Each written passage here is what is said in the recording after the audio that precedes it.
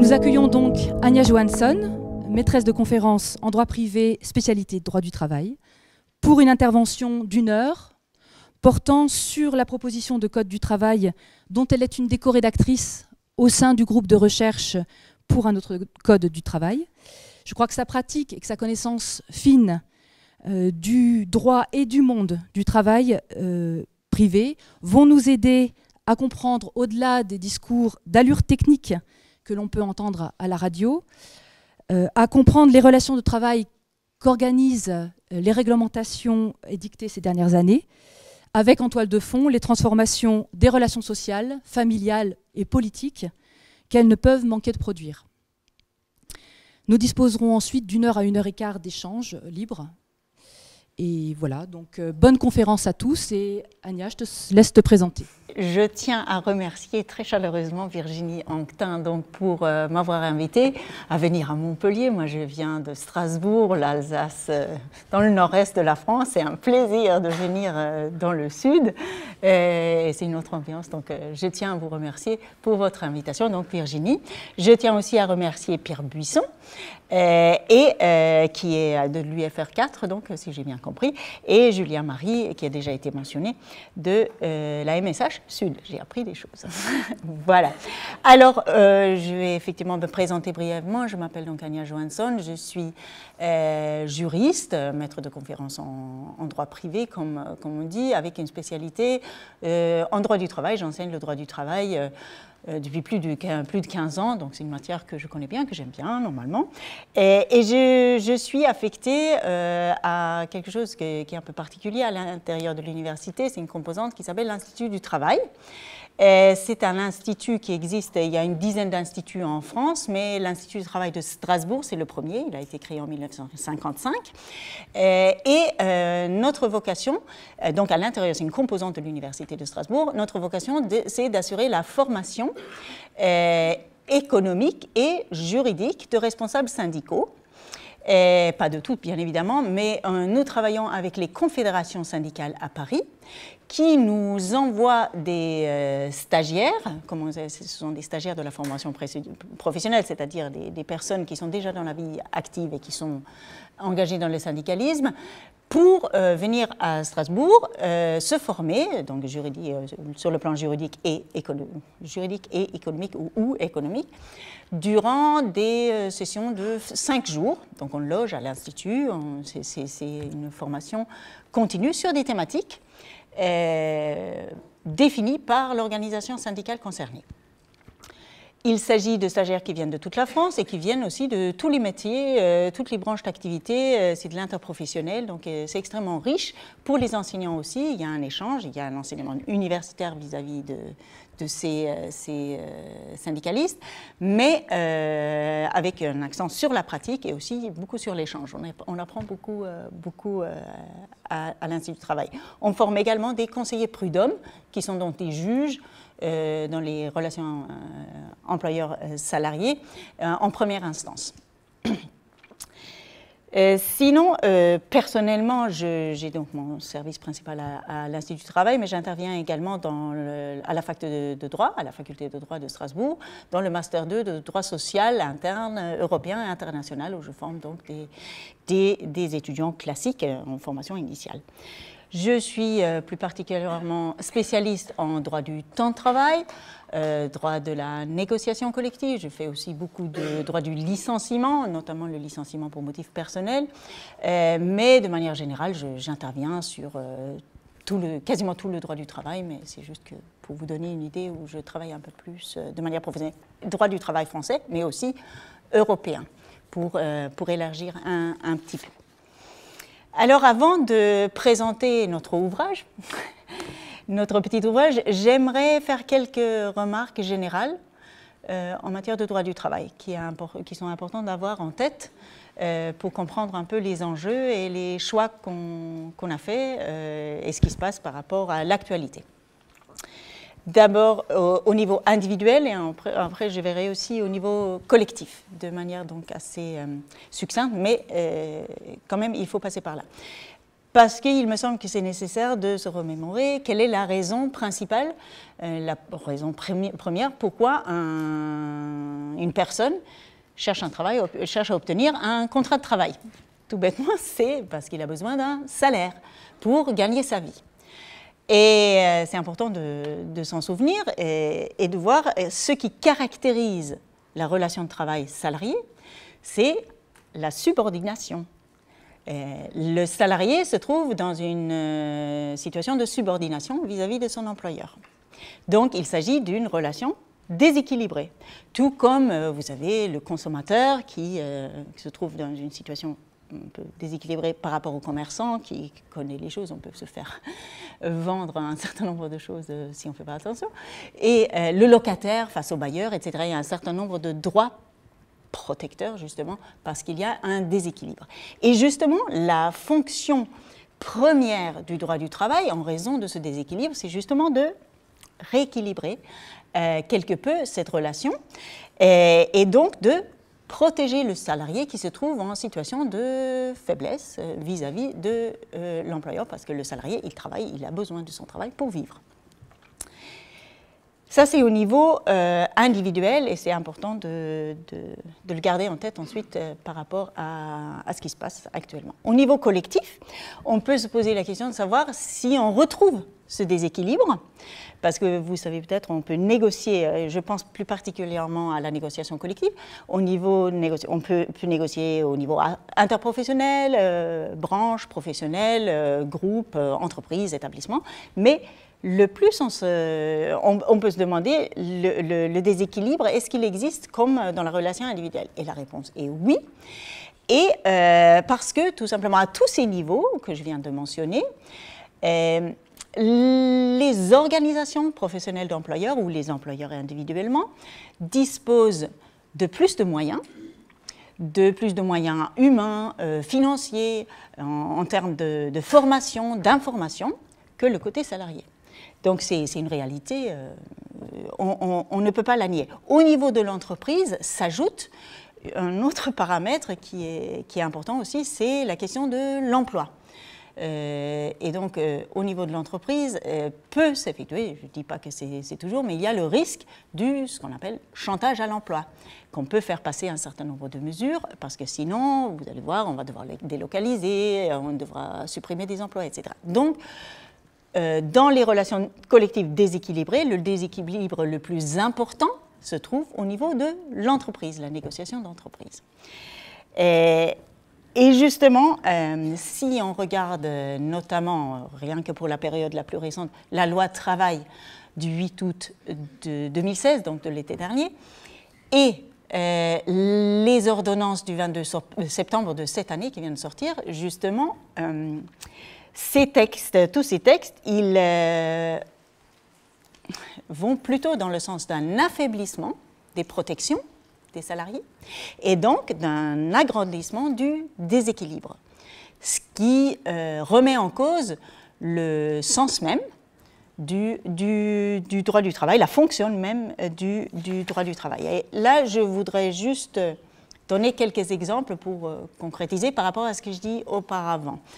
Il y a un renforcement de ce déséquilibre, notamment, et ça concerne les deux lois et même des lois antérieures, à ce qu'on est en train de donner, ou on a donné maintenant carrément la priorité à la négociation d'entreprise et donc aux accords collectifs d'entreprise.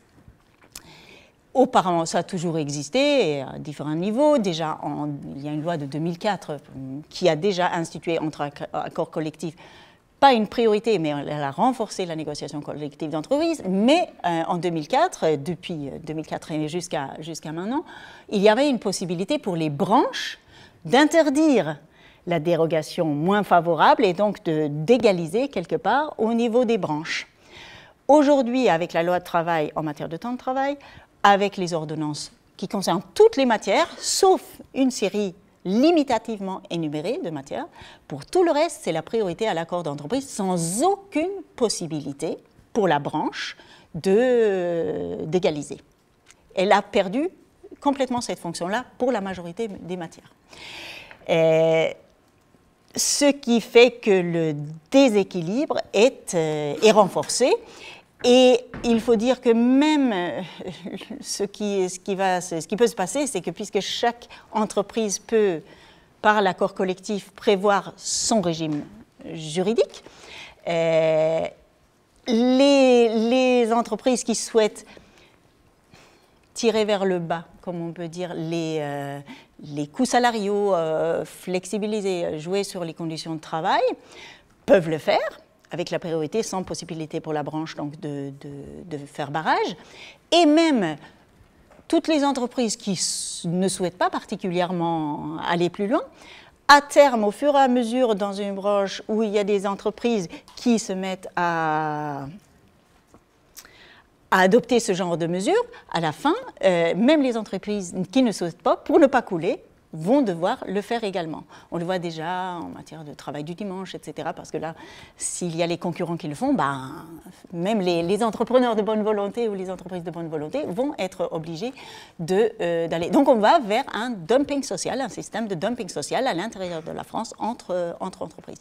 Il s'agit donc pas forcément de mesures techniques. Le droit du travail, ça peut être technique, il y a des mesures, mais il faut savoir que derrière tout ça, il y a un choix de société qui est fait.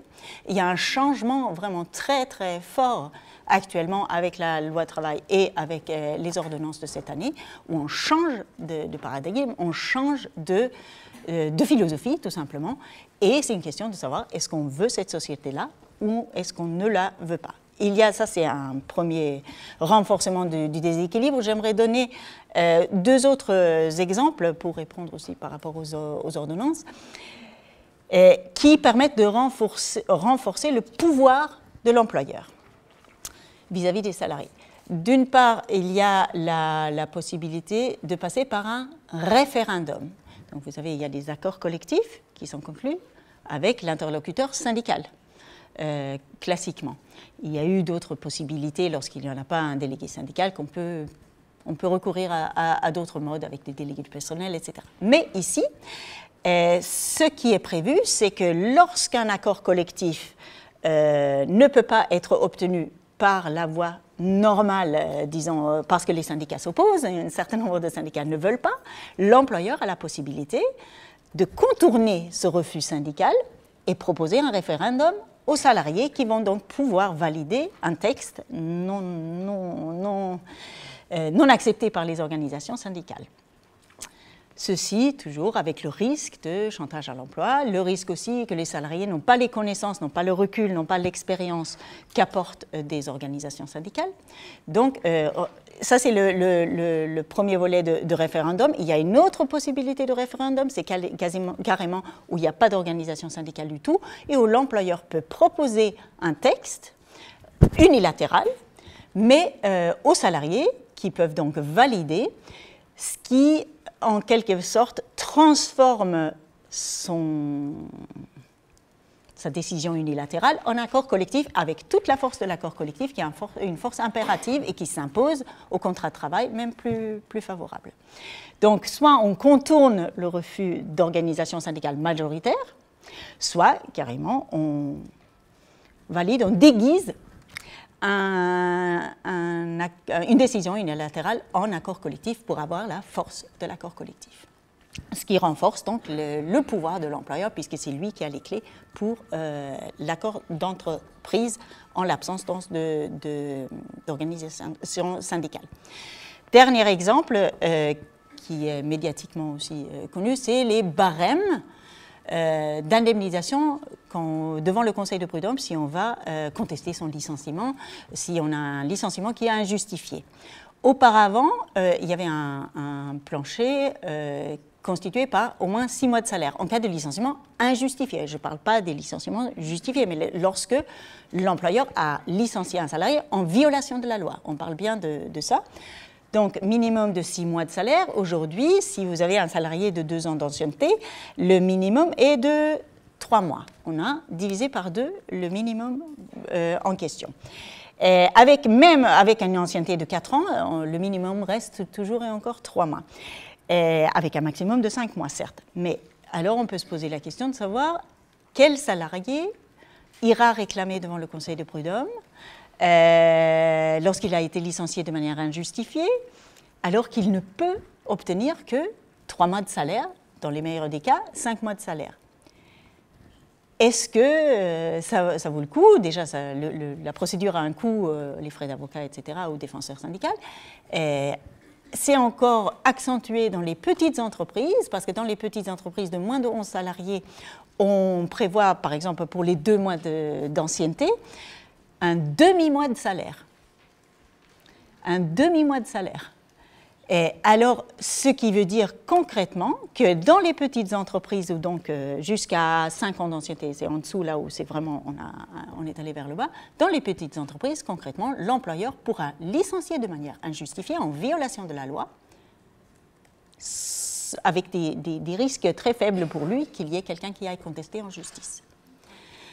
Dans les entreprises plus grandes, là, il y a des indemnités plus importantes, mais puisqu'il y a un plancher et un plafond, les entreprises qui ont un peu de...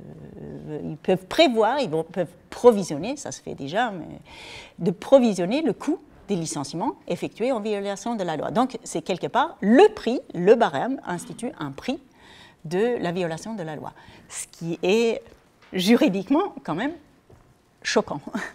Voilà. Ça, c'est ces exemples que je voulais vous donner qui, pour moi, constituent, qui montrent qu'il y a un choix de société différent et où nous, on souhaite aller dans une autre direction. Alors, je vais maintenant entrer dans notre proposition, mais j'ai 3 points que je souhaitais voir avant qu'on regarde le contenu, le vif du sujet. C'est d'une part, je voudrais faire une brève présentation de notre groupe, qui nous sommes. Je voudrais aussi vous dire quelques mots sur notre méthode de travail, comment on a fait pour aboutir à ce résultat collectif, et dernièrement, les objectifs qu'on a poursuivis dans ce travail, avant donc de rentrer, vous montrer quelques dispositions concrètes. Alors, notre groupe s'appelle Groupe de recherche pour un autre code du travail, le GRPACT. C'est un groupe qui s'est constitué en décembre 2015 en réaction donc il y a un certain nombre de rapports qui sont sortis et qui voulaient refonder le droit du travail. Il y a eu la loi travail qui était dans les tuyaux avec des informations pas rassurantes du tout, et donc en réaction de tout ça, individuellement, mais on en parlait ensemble, on était désespérés, déprimés, on a souhaité faire quelque chose, et donc moi j'ai rejoint le groupe en début mars 2016 pour un séminaire vraiment de rédaction, lorsque j'ai eu connaissance, j'avais eu connaissance du groupe une semaine avant, et une semaine après j'étais dedans. Et donc, finalement, on est, comme les co-auteurs, nous sommes 23 universitaires, tous spécialisés en droit du travail. Et nous venons de 13 universités françaises différentes, de Paris et un certain nombre d'universités, 6 universités parisiennes avec 9 universitaires en tout. Il y a des Lyonnais, Lyon 2, il y a 6 personnes de Lyon 2, il y a 3 de Bordeaux, et sinon on a des membres de Valenciennes, de Rennes, de Nantes, de Poitiers et puis de Strasbourg, un peu excentrés, qui formons ce groupe et qui avons participé donc à la rédaction. Pour la méthode de travail, je vais décrire ce que j'ai vécu moi entre décembre et mars, je ne peux pas dire, mais la semaine, c'était la première semaine vraiment de rédaction, nous nous sommes réunis une quinzaine d'enseignants-chercheurs en un lieu isolé, et où il n'y avait que nous, et où on a travaillé pendant une semaine, 6 jours, en couvent, on peut dire. On a travaillé en binôme, on s'est réparti les thématiques, on a travaillé en binôme et rédigé directement. On n'a pas pris le code du travail tel qu'il est, on a commencé sur feuille blanche, page blanche, et avec notre connaissance du droit du travail, on s'est dit, mais qu'est-ce qui est important de retenir? On a rédigé. On a eu des discussions dans les binômes, il y avait des organisations syndicales présentes, on a pu échanger pour savoir ce qui serait important sur le terrain, et après c'était notre travail, on a pris en compte ou pas pris en compte, on a écouté. Et on a aussi organisé tous les jours des plénières, comme on les appelait, où il y a les binômes, différents binômes en fonction de l'état d'avancement, qui ont présenté les grands axes de ce qu'ils voulaient faire, et où il y a eu des discussions. On a pu dire que mais non, mais si on fait ça, ça aura telle ou telle conséquence, donc un travail collectif, et ensuite on a réajusté les écritures. Et ça, c'était pendant une semaine, et cette façon de travailler, on a continué, mais chacun de son côté. Et lorsqu'on avait un produit un peu fini, on a envoyé par mail à tout le monde, qui aussi, chacun en fonction de ses disponibilités, de ses sensibilités, a pu faire des remarques et donc qui ont été pris en compte et donc ajuster la rédaction. Ce n'était pas suffisant, on a aussi eu un certain nombre de réunions, on s'est vu là, pas 6 jours, mais des réunions de 1 ou 2 journées où on a dû discuter sur des questions fondamentales, vraiment.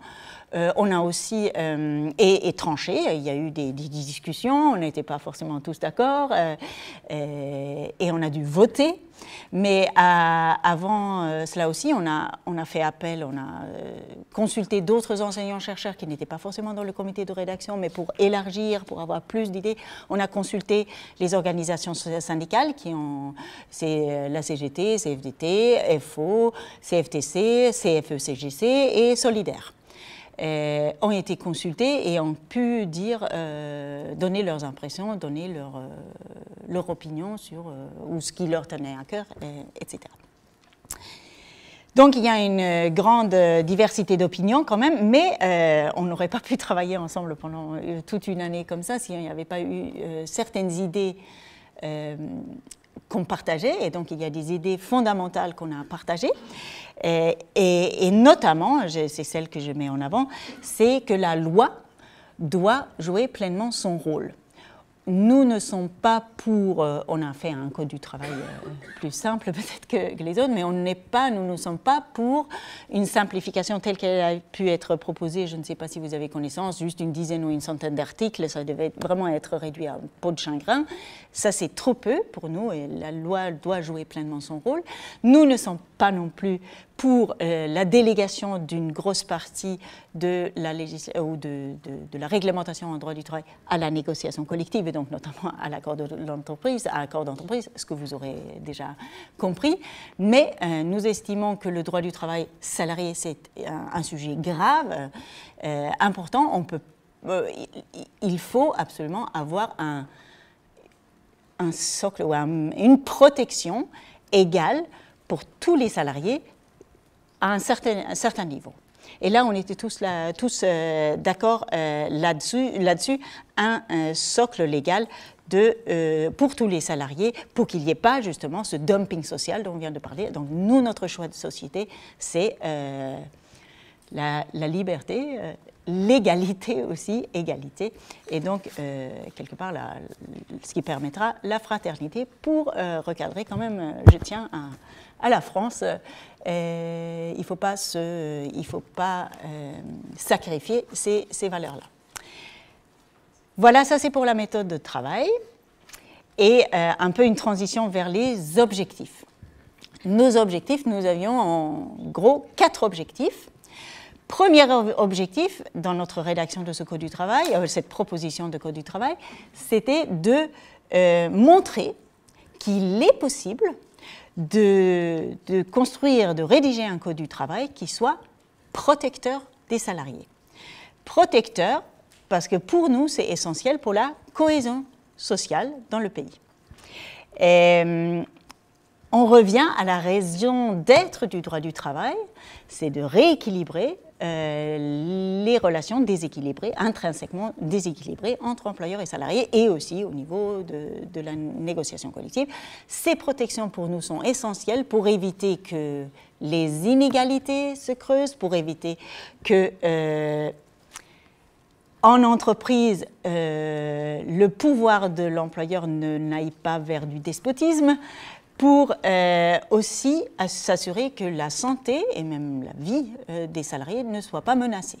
Donc il faut un droit du travail protecteur pour ces raisons-là. Ça, c'était le premier objectif. Le deuxième objectif, c'est que nous avons souhaité ne pas revenir, il ne s'agit pas du tout de revenir à ce qui était auparavant, on va de l'avant. On souhaite prendre en compte les nouvelles formes de travail, et nous proposons donc un certain nombre d'innovations, de solutions innovatrices pour prendre en compte le monde du travail tel qu'il est aujourd'hui. Donc on a inventé des choses réalistes normalement. Donc voilà, il n'y a pas d'utopie, disons. Troisième point, troisième objectif, c'est on a souhaité que notre code du travail soit accessible, compréhensible. C'est vrai, le droit du travail, c'est quand même, ça nécessitera un certain effort, mais toute personne de bonne volonté doit pouvoir, au prix d'un certain effort, doit pouvoir comprendre et lire le Code du travail sans être juriste. L'objectif, c'est qu'un non-juriste puisse comprendre tout à fait les règles dans notre Code du travail, donc dans un langage simple, clair et accessible. Quatrième et dernier objectif principal, c'est qu'on voulait un code du travail d'un volume raisonnable. Et nous avons ici, je vous les montre, c'est pas tout à fait représentatif parce que dans les deux, il y a des explications. Ici, ça, c'est pas le code du travail, c'est pas que des articles, il y a de la jurisprudence là-dedans, il y a des commentaires, etc. Donc c'est faux de dire que c'est le code du travail, il ne faut pas se leurrer. Et chez nous aussi, on a des explications, on a des exposés, on veut pour que la raison d'être d'un certain nombre de mesures. Mais il n'empêche, pour vous donner un ordre d'idée, notre article contient 1390 articles. Bon, ça vous dit peut-être pas grand-chose, mais le volume de caractères est le même, sensiblement le même, que la loi travail seule. Donc là, pour avoir un ordre d'idée, rien que la loi travail, qui rajoute au reste, notre code en intégral, ça représente la loi travail. Donc on a divisé par 4 le volume du droit du travail, du code du travail. À quel prix ? Pas au prix d'une réduction donc, des droits d'une protection des salariés, pas non plus, on l'espère, au prix d'une prévisibilité du droit ni d'une clarté. Nous avons évité un certain nombre de redondances, de contradictions, parce que le Code du travail, c'est une compilation, c'est pas un code, le Code du travail, celui-là, c'est une compilation, c'est pas forcément cohérent. Et alors que nous avons essayé d'avoir une cohérence, donc on a aussi réussi à réduire le volume en supprimant un certain nombre d'exceptions et de dérogations. C'est souvent les dérogations et les exceptions qui ont compliqué et qui ont augmenté le volume. Donc là, il y a des exceptions, il y a des dérogations parce qu'il faut une souplesse, mais on a limité à ce que nous, on estime être le strict nécessaire. Voilà pour nos objectifs. Maintenant, je vais rentrer dans le vif du sujet pour vous donner quelques idées de ce que nous avons fait. Notre code contient 8 chapitres. J'ai travaillé plus ou moins de manière approfondie sur certains, mais j'ai connaissance en tout cas de 6 chapitres. Il y en a 2 là, je ne pourrais pas trop répondre aux questions des 2 autres, mais sur la quasi-totalité, j'ai contribué d'une manière ou d'une autre, et où je pourrais donc répondre de plus ou moins détaillé.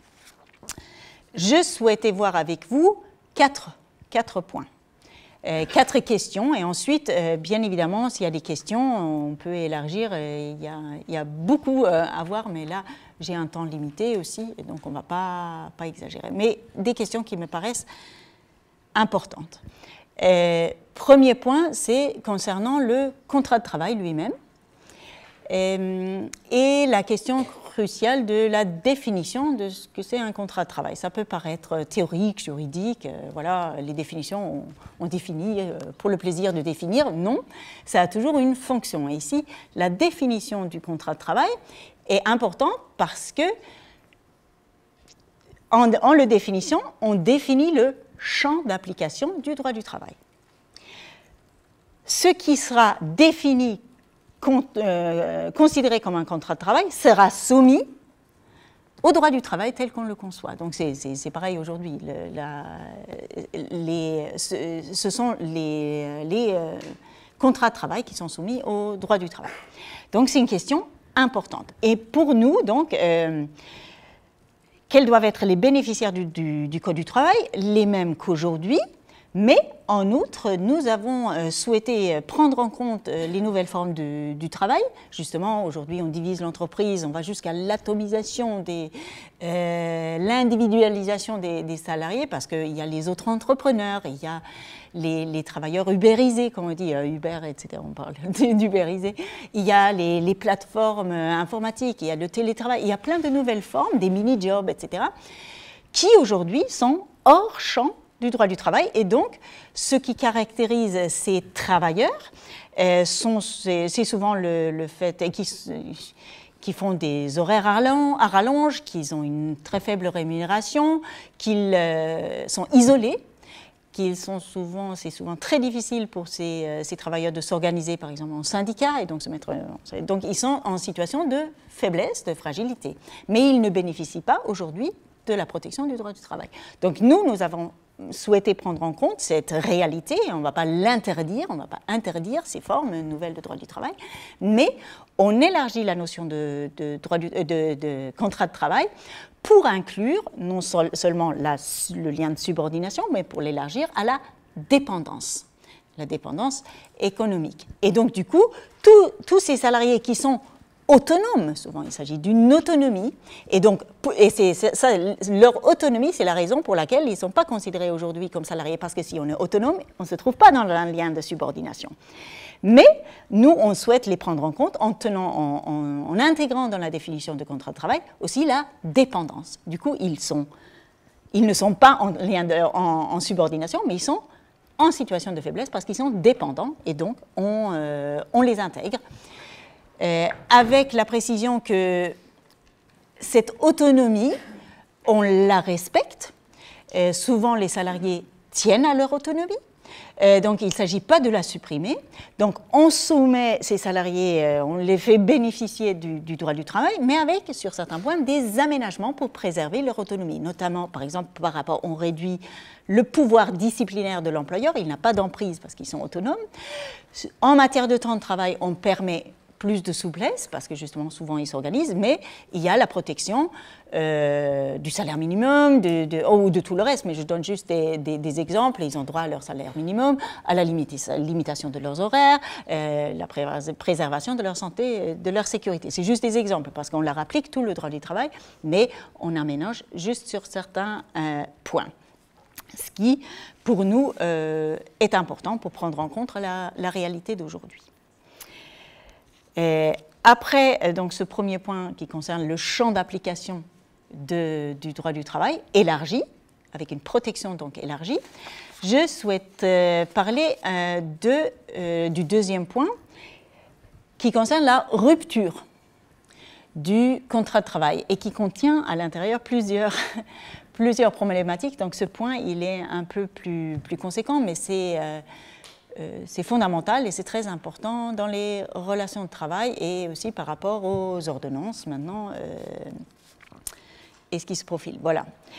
Et là, je vais faire un petit détour parce qu'on peut constater ces dernières années, ou depuis assez longtemps, une extension de la précarité. Mais si on regarde de plus près, on peut constater que ce qui est plus précaire, ce sont les statuts des salariés. C'est-à-dire, ils sont en CDD, contrat aidé, d'autres contrats courts. Mais en réalité, cela ne signifie pas nécessairement que les emplois eux-mêmes sont devenus plus précaires. Et alors, si on regarde, en première embauche, quand vous rentrez dans la vie active, 90% des nouvelles embauches, c'est en CDD, contrat à durée déterminée. Est-ce que ça veut dire que 90% des emplois disponibles sont précaires, c'est-à-dire non stables? Non, ce n'est pas vrai. Et qu'est-ce que ça veut dire? Ça veut dire que les entreprises, et ça c'est assez connu depuis longtemps, utilisent le CDD, le contrat à durée déterminée, comme une période d'essai prolongée. Alors il existe une période d'essai, mais donc ça permet de prolonger la période d'essai artificiellement. Donc, ce qui veut dire que sont pourvus aujourd'hui, en grande partie, des emplois stables, par un contrat précaire. Donc, on précarise le statut d'un certain nombre de salariés. Donc, en nouvelle embauche, très fréquemment 90%. Autre exemple, c'est dans certains secteurs d'activité, vous pouvez avoir une succession de CDD sur des années, 10 ans, même plus, 15 ans, 20 ans. Par exemple, dans l'audiovisuel, dans d'autres secteurs aussi, il y en a toute une liste dans les hôtels, cafés, restaurants, qu'est-ce qu'il y a encore? Non, mais il y en a plein dans l'enseignement d'ailleurs aussi. Il y a toute une série de secteurs et où il est permis, par la loi, là c'est tout à fait légal, d'avoir des CDD successifs. Avec donc en réalité des emplois stables, puisqu'on renouvelle, on continue à avoir des CDD durant des années, ce sont en réalité des emplois stables. Mais on a un statut précaire pour ces salariés. Donc ce que nous proposons, c'est nous, dans notre code du travail, on dit que le contrat de travail est un contrat à durée indéterminée, toujours. Un contrat de travail unique, et alors on se dit, mais contrat de travail unique, je ne sais pas si vous en avez eu connaissance, ça fait quelques années encore, on fait une proposition de contrat de travail unique, et on se dit, est-ce que c'est ça qu'on veut? Parce que ce contrat de travail unique qui est proposé par d'autres veut dire plutôt une extension de la précarité. On souhaite transformer le CDI actuel, le contrat à durée indéterminée actuel, on le rend plus précaire. C'est-à-dire que les salariés, l'idée dans cet autre contrat, c'est qu'au fur et à mesure que le temps passe avec l'ancienneté, les salariés acquièrent des droits. Mais au début, avec peu d'ancienneté, ils n'ont pas du tout ou très peu. Et donc, ce qui permet les 2 premières années de ne pas leur accorder beaucoup de droits et par exemple aussi de licencier sans obligation de donner un motif. C'est ça un peu l'idée, ce qui fait donc donne un caractère précaire au contrat à durée indéterminée. Notre proposition, ce n'est pas du tout celle-là. Nous, on veut faire l'inverse. On veut, dans ce contrat unique, on veut plutôt que tirer le CDI vers le CDD, ce qui est le contrat unique pour le début, on va dans le mouvement inverse. Tout le monde va être en CDI et donc, lorsqu'on veut rompre le contrat, puisque c'est la rupture du contrat, il y a dans tous les cas un licenciement. Et alors, me direz-vous, mais il y a quand même des situations où c'est justifié d'avoir des CDD aujourd'hui, d'avoir un contrat court. Il y a des réels besoins de contrat court, notamment si vous voulez remplacer un salarié qui est absent, qui est en congé, qui est malade, etc. Si vous avez un surcroît d'activité, ou si il existe des tâches vraiment précises et temporaires pour le tournage d'un film, pour tel projet précis, où c'est ponctuel. Nous reconnaissons cela et nous le permettons, mais nous faisons autrement. Nous proposons une clause à l'intérieur du CDI, une clause de durée initiale, nous l'appelons, qui peut être stipulée uniquement en début de relation de travail. On ne peut pas le faire après, une fois que le contrat est conclu. Cette clause de durée initiale ressemble au CDD, disons, parce que pendant cette durée initiale, il y a un motif, le surcroît d'activité, absence d'un salarié absent ou une tâche précise et temporaire, qui est donc limité dans le temps, ce qui permet d'inclure les cas aujourd'hui, les cas de recours du CDD, et qui permet aussi d'inclure les mini-jobs, des petites tâches, voilà, pour les inclure. Mais alors, c'est quoi la différence? Nous, ce que nous on souhaite, c'est que vous avez le CDD, lorsqu'il arrive à échéance, il est terminé et c'est automatique. Et l'employeur n'a vraiment rien à faire et le salarié, il part et voilà, c'est tout. Nous, pour la cohésion sociale, pour la cohésion à l'intérieur de l'entreprise et pour le vécu, parce que souvent le non-renouvellement d'un CDD, c'est vécu quand même quelque part comme un licenciement, nous souhaitons que l'employeur ou c'est pas souhaitant, dans ce cas aussi, il y aura un licenciement. Il n'y a pas de fin automatique.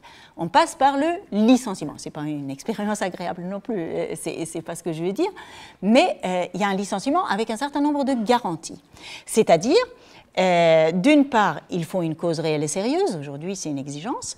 La particularité avec la clause de durée initiale, c'est qu'il y aura, si on respecte la réglementation, il y aura une cause réelle et sérieuse préconstituée. C'est-à-dire, si à la fin, si un contrat a été conclu pour pour remplacement d'un salarié absent, lorsque le salarié remplacé revient, il n'y a plus de raison de continuer. Donc, à ce moment-là, il y aura un licenciement. Et la cause du licenciement, ça serait le retour du salarié absent, ou la fin du surcroît d'activité, ou la fin de la tâche précise. Voilà. Et si c'est vrai, il y aura une cause réelle et sérieuse. Si ce n'est pas vrai, il y aura un licenciement sans cause réelle et sérieuse. Nous avons aussi ajouté une autre condition, c'est qu'avant de pouvoir licencier pour une cause réelle et sérieuse, l'employeur doit proposer, dans la mesure du possible, un reclassement pour le salarié. C'est-à-dire regarder dans son entreprise s'il n'y a pas un autre emploi qui puisse être proposé à ce salarié dans le cadre de ses qualifications.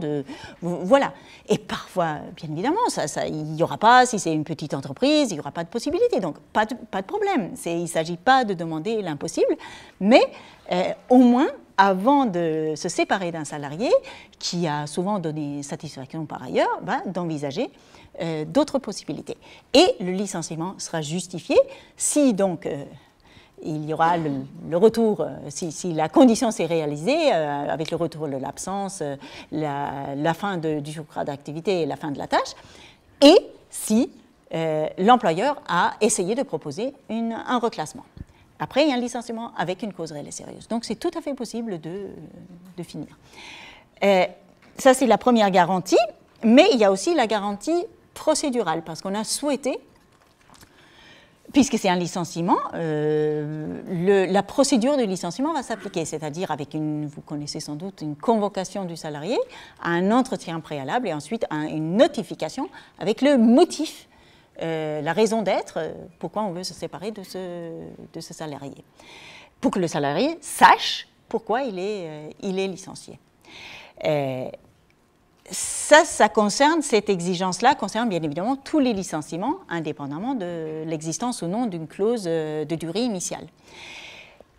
Sur ce point de la procédure, on a aussi on propose un changement, c'est-à-dire au niveau de la convocation. Parce qu'aujourd'hui, l'entretien préalable, souvent, concrètement, c'est une formalité, on passe vite, voilà, il faut le faire, et puis voilà, de toute façon, après, très souvent, il y a quand même le licenciement.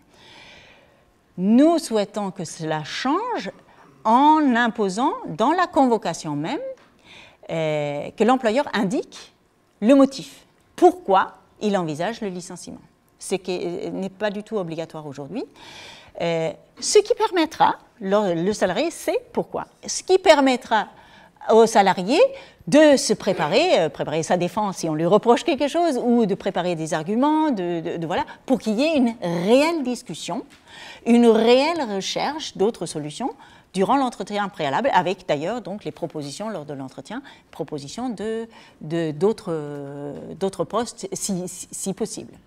Donc là, ça c'est avec les mesures alternatives. Et ça, pour nous, c'est très important et ça concernera donc tous les licenciements, clause de durée initiale comprise. Là, il n'y a pas de... Ici, il y a, on ne va pas rentrer dans tous les détails, s'il y a des contrats, une clause sur une durée très très réduite, on allège, il n'y a pas le tout, on a modulé quand même un petit peu pour être réaliste, on a souhaité que notre proposition puisse être mise en œuvre concrètement. Ça, c'est donc pour l'exigence de cause réelle et sérieuse, exigence de procédure, et maintenant la sanction. Et là, je dois vous avouer, on a eu beaucoup de discussions, on n'était pas d'accord du tout entre nous dans le groupe, mais on a voté, et finalement, le résultat, c'est que la sanction, en cas de licenciement, donc sans cause réelle et sérieuse, c'est la nullité du licenciement. Qu'est-ce que ça veut dire ? Là, aujourd'hui, on indemnise tout simplement, mais là, la nullité, qu'est-ce que ça implique ? Ça implique un droit à réintégration, c'est-à-dire, nous estimons que si un licenciement n'a pas de cause réelle et sérieuse, c'est-à-dire il n'a pas causé, il n'y a pas de raison de licencier le salarié, c'est un acte illégal, c'est un acte intervenu en violation de la loi. Donc, comme tout autre dans d'autres domaines du droit, on l'annule.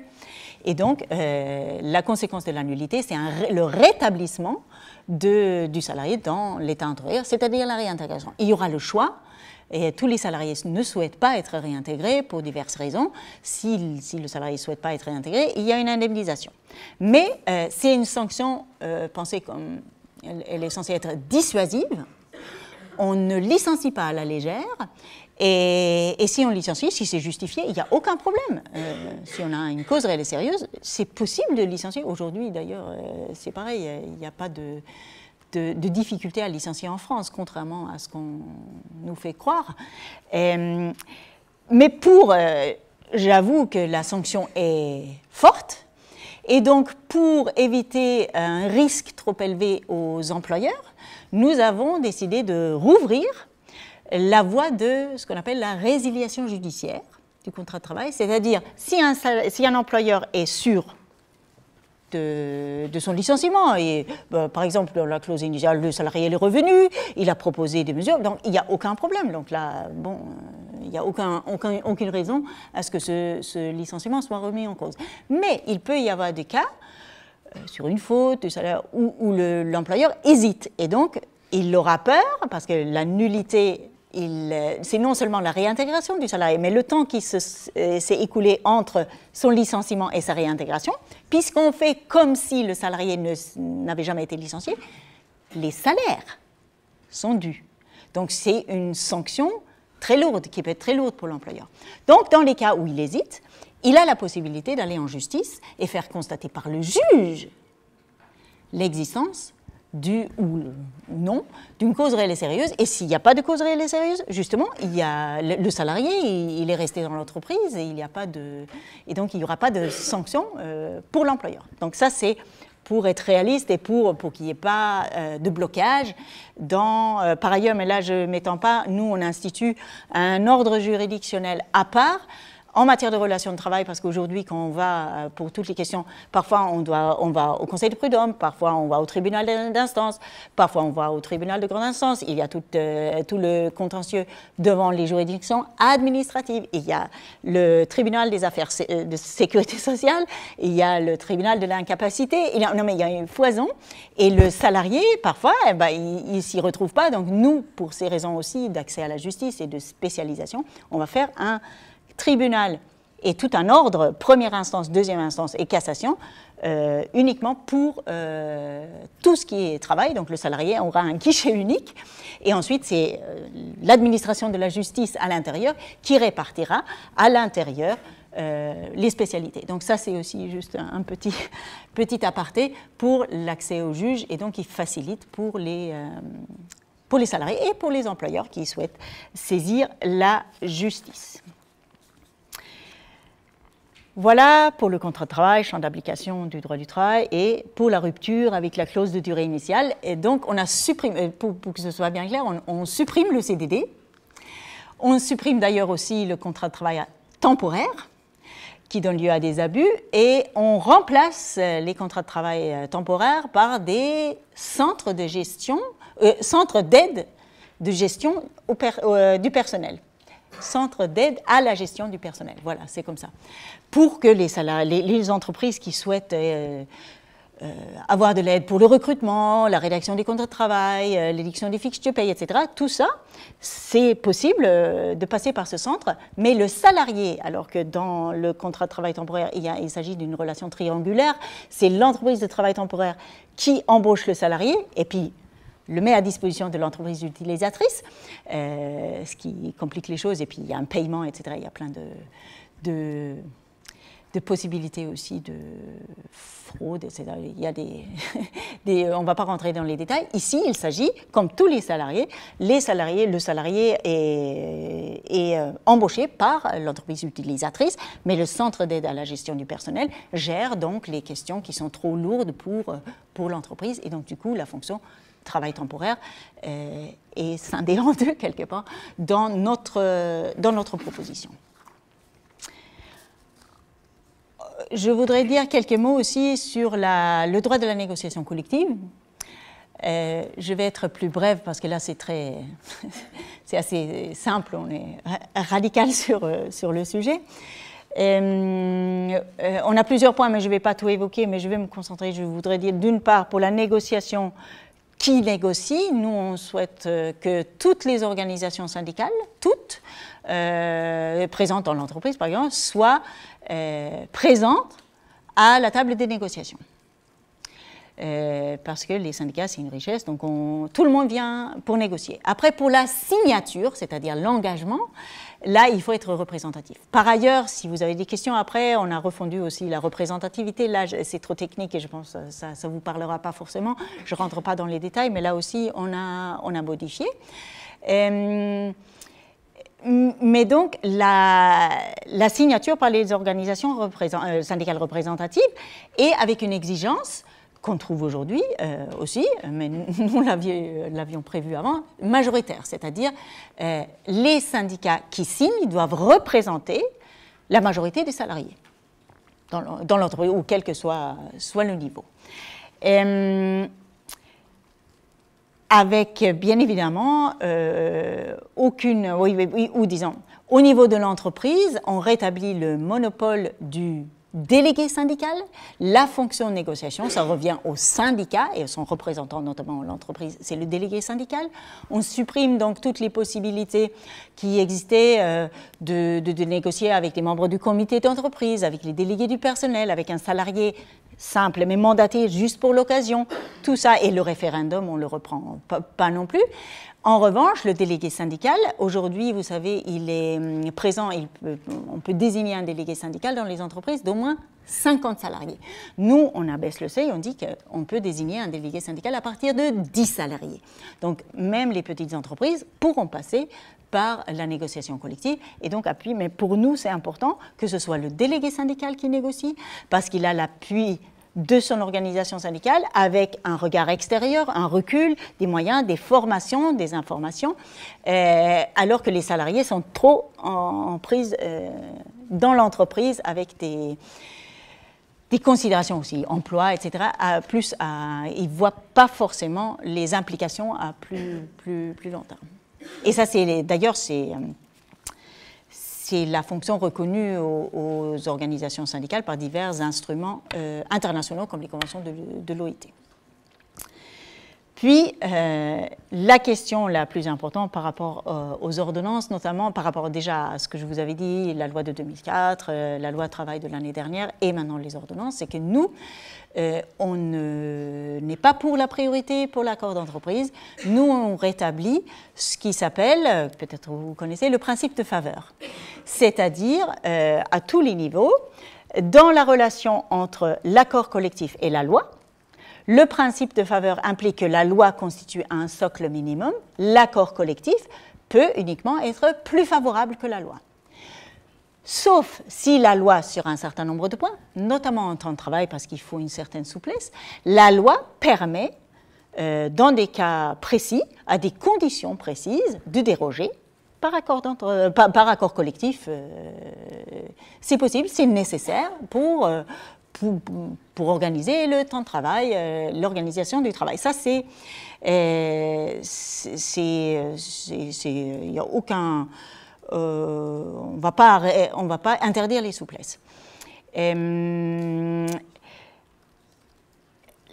Ça, c'est la première articulation, donc accord collectif par rapport à la loi. Entre accords collectifs, c'est là où la loi de 2004 a été intervenue, nous rétablissons ce qui existait là, on revient du coup pour avant, l'accord de branche, l'accord interprofessionnel, les accords qui ont un champ d'application plus large s'imposent aux accords collectifs avec un champ d'application plus réduit, notamment les accords d'entreprise. Donc un accord d'entreprise ne peut pas déroger, le principe c'est qu'il ne peut pas déroger à des accords de branche. Mais comme pour le législateur, l'accord de branche peut autoriser ce qui était le cas justement aussi en 2004, on peut dire, peut autoriser l'accord d'entreprise, par exemple, d'établissement, à déroger. Si, dans telle et telle branche, on estime que c'est nécessaire, pour telle ou telle raison, de prévoir des dérogations sur certains points. Mais c'est l'accord de branche qui régule et qui donc, en accord avec les organisations syndicales, institue ces possibilités de dérogation. Dernière articulation, c'est entre l'accord collectif et le contrat de travail, où aujourd'hui, avec les ordonnances, mais déjà auparavant, les ordonnances permettent, et un certain nombre de lois depuis quelques années, oui, la première c'est 2000, il y a eu des couches successives. Aujourd'hui, il est possible pour un accord collectif de s'imposer un contrat de travail et imposer des stipulations moins favorables, c'est-à-dire un accord collectif, dans un certain cadre aujourd'hui, peut, et avec les ordonnances encore plus, peut réduire la rémunération contractuelle, peut augmenter la durée du travail sans contrepartie, peut imposer une mobilité aux salariés. Et donc, le contrat de travail s'efface sur ces points face à l'accord collectif. Alors que nous, on dit que non, l'accord collectif ne peut pas s'attaquer au contrat de travail. Si on a conclu un contrat de travail, on ne peut pas contourner cet accord de volonté, quelque part, entre les deux. On ne peut pas devenir moins favorable. Donc, rétablissement, là, c'est classiquement quand même du principe de faveur à tous les niveaux, avec des souplesses possibles, mais pas entre l'accord collectif et le contrat de travail. Là, il n'y a aucune possibilité. Donc là, vous avez la négociation collective telle que nous la proposons, notre choix de société, pour éviter, là vous l'aurez bien compris, pour éviter le dumping social, pour éviter que les entreprises se fassent concurrence sur les conditions de travail, sur le coût du travail, les salaires des salariés. Dernier point, c'est en matière de temps de travail. Juste 3 points, je pense, ou 2 points, et puis après c'est un peu différent. En matière de temps de travail, nous avons choisi de favoriser l'emploi par rapport à la possibilité d'augmenter la durée du travail.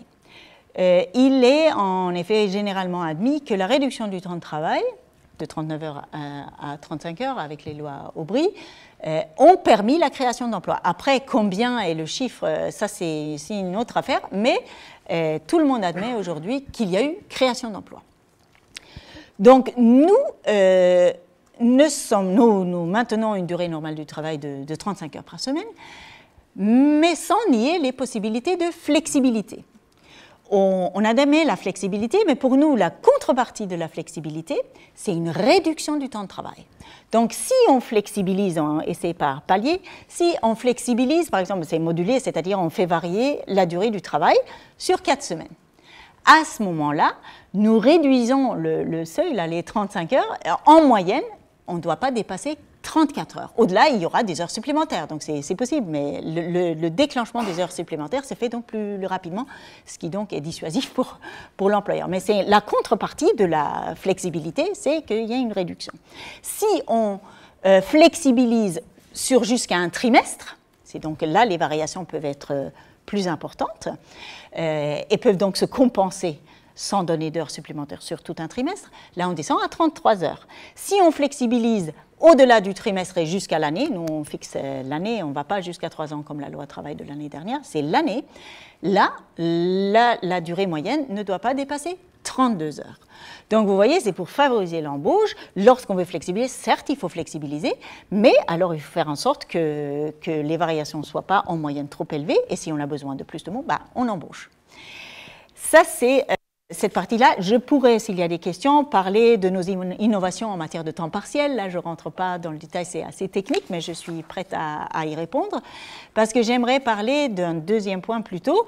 C'est sur la prévisibilité des horaires. Parce qu'il y a aujourd'hui, pour permettre aux salariés à temps partiel, il faut qu'ils aient une prévisibilité, parce que souvent, ils doivent travailler pour un autre employeur pour compléter leur salaire. Donc là, déjà, il y a des règles strictes. nous estimons que tous les salariés doivent bénéficier d'une prévisibilité. Ils ont donné, on met à la disposition de l'employeur un temps de travail. Si on est à temps plein, on met à disposition 35 heures par semaine, éventuellement avec des heures supplémentaires. Mais n'empêche qu'on ne met pas à la disposition de l'employeur son temps libre, sa vie. C'est limité dans le temps. Et alors qu'aujourd'hui, il n'y a pas de règles, en tout cas pas législatives en la matière, nous prévoyons que, d'une part, les horaires sur la semaine, sur le mois, sur l'année, éventuellement, soient prévus au contrat de travail, pour que le salarié sache. Si l'employeur souhaite modifier ses horaires, c'est tout à fait possible, mais il faut l'accord du salarié préalable. Et il faut cet accord dans un certain délai pour qu'il puisse s'organiser. On a des enfants, on a des activités, on peut faire des voyages de week-end, on a des loisirs, on fait du sport, on a une activité militante, non mais il y a plein de choses. Et pour que l'employeur ne puisse pas préempter comme ça sur le temps libre des salariés. On dit que lorsque l'employeur souhaite modifier de 2 heures maximum le temps de travail, il doit le dire le jour ouvré avant. Ce n'est pas très contraignant. Mais au moins, le jour avant, le salarié doit savoir.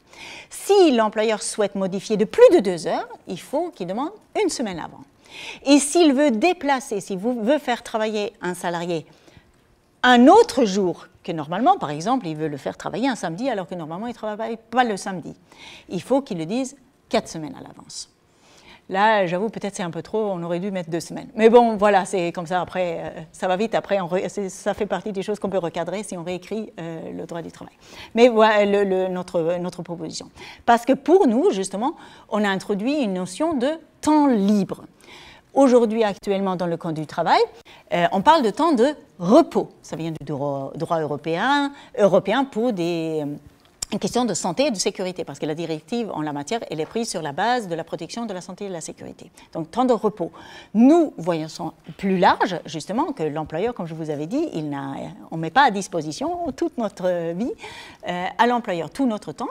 Et donc, le temps libre, c'est le temps librement consacré par le salarié à toute autre activité qu'il souhaite. Et l'employeur, durant ce temps libre, donc pas seulement temps de repos, temps libre, tout pouvoir de l'employeur est suspendu. Nous marquons, il n'y a aucun pouvoir et il n'y a aucune obligation de rester joignable, accessible durant ce temps. Pour donc préserver le temps libre qui, nous l'estimons, est important d'une part pour le salarié lui-même sur le plan personnel, mais aussi pour la société, parce que c'est sur son temps libre que le salarié a toutes ses activités associatives, militantes, aussi de loisirs, qui fait marcher l'économie par ailleurs. Il y a plein d'implications sur l'économie positive qu'il convient donc de préserver pour toutes ces raisons.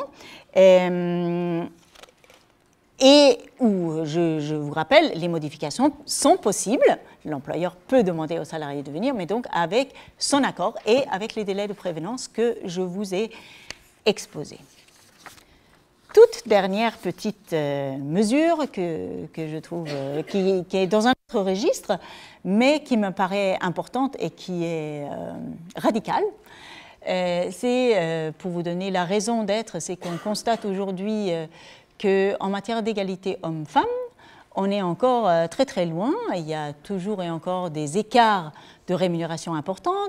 Il y a des écarts de carrière, de possibilités de promotion qui ne se résorbent pas ou qui avancent très lentement, alors qu'il y a un arsenal juridique prévu il y a des plans, il y a des pénalités, il y a une série de choses, des rapports, etc., mais qui sont quand même assez inefficace. Donc, ce que nous proposons, et ça vient je tiens quand même à le préciser, c'est un homme qui l'a proposé et qui a tenu à le faire passer, c'est que nous, on remplace le congé de maternité, qui est de 16 semaines, après ça varie selon le nombre d'enfants, s'il y a des jumeaux, etc., on ne rentre pas dans ces détails, mais en principe, c'est donc 16 semaines, le congé de maternité, et vous avez un congé de paternité de 11 jours. On les supprime et on les remplace par un congé parental de 16 semaines pour les 2 parents, obligatoire, suivi éventuellement d'un congé d'éducation de 18 mois chacun. Pourquoi? Tout simplement parce qu'aujourd'hui, lorsqu'on embauche une jeune femme, ou lorsqu'on ne propose pas une promotion à une jeune femme, c'est parce que, encore aujourd'hui en France, ce sont les femmes qui s'occupent des enfants. On a des statistiques qui montrent que lorsqu'un homme a un enfant, ça a un effet plutôt positif sur sa carrière et sur sa rémunération. 1, 2, 3 enfants. Ça a soit aucun effet, soit un effet positif. Alors que pour une femme, d'avoir un enfant, avoir 2 enfants, 3 enfants, non mais c'est quasiment impossible. On stagne complètement et les écarts se creusent. Donc ici, la mesure que nous proposons, c'est que donc, lorsqu'on embauche, que ce soit un homme ou une femme, l'effet, s'ils font des enfants, de toute façon, sera le même. Et du coup, c'est une mesure qu'on pense vraiment pouvoir supprimer la discrimination à l'égard des femmes. Donc je sais que c'est un peu, c'est un peu radical, mais pour vous montrer qu'on a, c'est sur d'autres points aussi, mais je voulais prendre ce point-là pour vous montrer qu'on a imaginé des solutions toutes neuves. Donc je vous remercie pour votre attention et je vous demande de me poser des questions. Je reviens juste sur votre idée de contrat unique que vous avez parlé tout à l'heure, en disant de rendre commun le CDI. Et vous parlez en fait à chaque fois de licenciement, donc ça sous-entend en fait un départ à l'initiative de l'employeur. Mais si c'est à l'initiative du salarié, qu'est-ce que vous proposez du coup? Oui, vous avez raison. Parce que nous prévoyons aussi la démission. Bien évidemment, il est possible, nous aménageons le régime de la démission, mais il est bien évidemment possible de démissionner. Nous avons aussi d'autres modes, vous connaissez peut-être la prise d'acte de la rupture, il y a ce genre de choses où le salarié... Là, nous l'appelons, nous tenons compte de ces réalités. Nous, on aménage, et la rupture conventionnelle, ça existe aussi, nous, on les appelle rupture, pour la rupture conventionnelle, rupture consentie, qui peut être à l'initiative de l'employeur ou du salarié, et il y a un régime légèrement différent qui s'applique et qui est protecteur, disons, il est moins intéressant pour l'employeur que la rupture conventionnelle aujourd'hui, ça explose, qui en réalité, on recourt aujourd'hui à des ruptures conventionnelles. C'est très rarement que c'est à l'initiative du salarié. En réalité, le plus fréquemment, c'est quand même à l'initiative de l'employeur et qui permettent de contourner un certain nombre de règles en matière de licenciement. S'agissant des démissions, on prend en compte démissions normales, mais aussi les démissions provoquées, parce que parfois... les démissions sont provoquées, et là, il y a un autre régime, donc protecteur, qui produira, en fait, si la démission est réellement provoquée et qu'elle n'est pas justifiée, qui produira les effets d'un licenciement sans cause réalisée, donc nul dans notre cas. Mais si c'est bon, ça peut produire l'effet d'une démission. Donc, effectivement, on prévoit ces formules. Moi, j'avais une question, pareil aussi, par rapport au contrat unique. Je me demandais, est-ce qu'il n'y aurait pas un risque que les employeurs utilisent ce contrat unique comme un peu un CDD déguisé?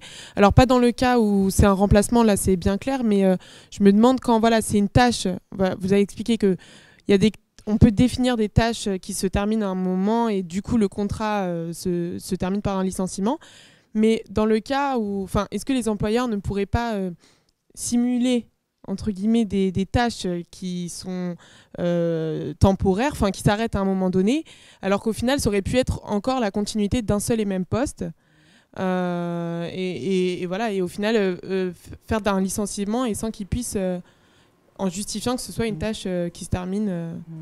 Voilà. Oui, parce que disons que nous, on n'appelle pas ça, oui, juste pour dire, tout le monde est en contrat de travail à durée indéterminée. On ne l'appelle pas contrat unique, mais j'ai fait le parallèle, mais contrat de travail à durée indéterminée avec une clause de durée initiale. Et disons que l'employeur et les employeurs, ils pourraient le faire, mais lorsqu'on analyse... puisqu'il y a un licenciement, il faut une procédure, il faut une convocation, il faut un entretien, il faut la notification déjà, il faut indiquer le motif. Donc là, l'employeur doit dire que, par exemple, la tâche est précise, est terminée. Si le salarié voit que ce n'est pas le cas, il va en justice. les juges vont disposer de moyens pour, c'est à l'employeur de justifier de la... Oui, il y aura ça sera au salarié de prouver qu'il n'y a pas la fin de la tâche. Effectivement, c'est plus compliqué qu'en matière de licenciement, où c'est les deux qui apportent les éléments et le juge tranche. Mais si la clause a été instituée de manière abusive, disons, il y aura moyen pour le salarié de le prouver et d'être rétabli. On ne peut pas... Disons que nous avons estimé qu'il n'est pas réaliste de ne pas prendre en compte ces contrats, parce que rien que si vous avez un salarié qui est malade, il faut pouvoir le remplacer. Et lorsqu'il revient, il doit retrouver son emploi, et il n'y a pas quelqu'un, c'est pas celui qui l'a remplacé qui va continuer. Mais d'une part, cette personne, ou lorsque la tâche est finie, et après, l'idée, c'est que la rupture n'est pas automatique.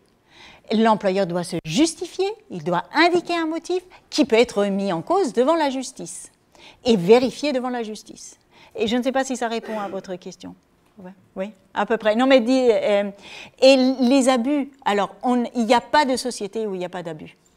Mais on essaye d'entourer ce contrat de plus... En tout cas, il y a plus de garanties qu'avec un CDD.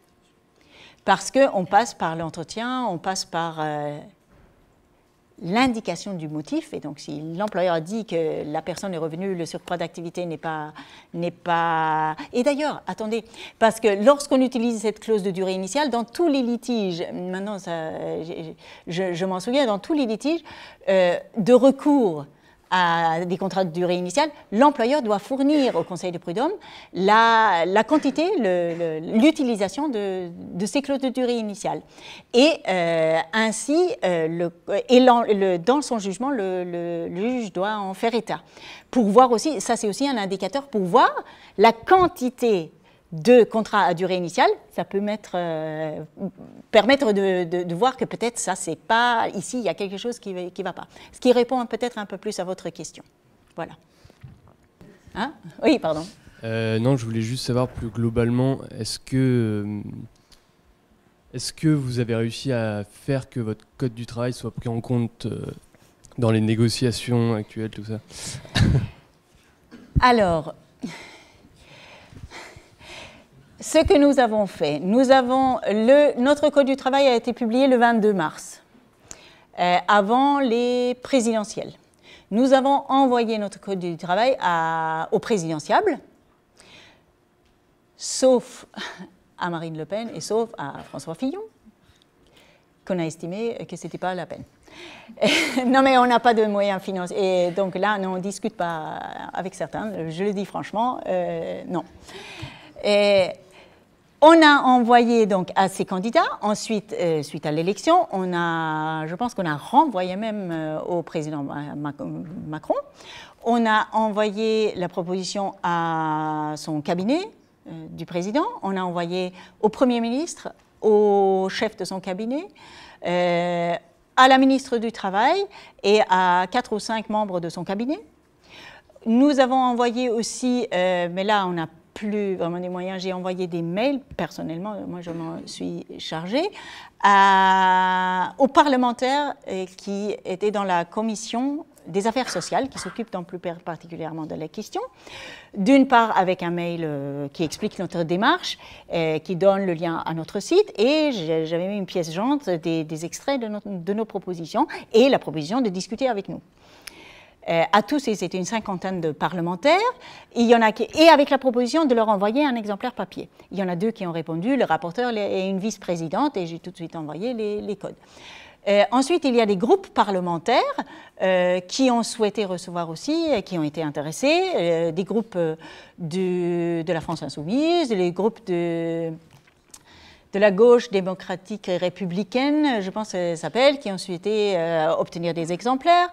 Oui, j'ai envoyé, dans la commission des affaires économiques et sociales, c'était tous les partis politiques confondus, mais je n'ai pas eu de réaction.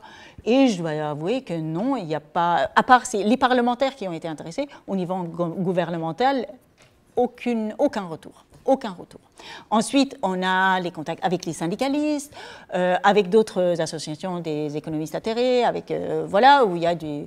Et dans la presse, il y a quand même un certain écho, mais au niveau, il faut dire que c'est compréhensible, mais là, je dois dire aussi, on parle de simplification, ça a été longtemps le discours qu'on a entendu de simplifier le droit du travail, alors que lorsqu'on propose une réelle simplification, ce que nous avons fait, tout d'un coup, on n'en parle plus de simplification parce qu'en réalité, durant toutes ces années, on a parlé de simplification, il n'y en a jamais eu. Ce qu'il y a eu, c'est une déréglementation, une dérégulation. C'est de la communication, de l'appeler simplification. Et là, disons, notre travail n'a pas été pris en compte parce qu'on est vraiment diamétralement opposé à ce qui se fait. Et c'est d'ailleurs l'objectif, c'était en réaction, c'était pour montrer que non, il n'y a pas que cette voie-là, on peut faire autrement, nous avons une autre proposition, on a un autre choix de société, on a une autre société qu'on vous propose. Et c'est possible, oui. Par exemple,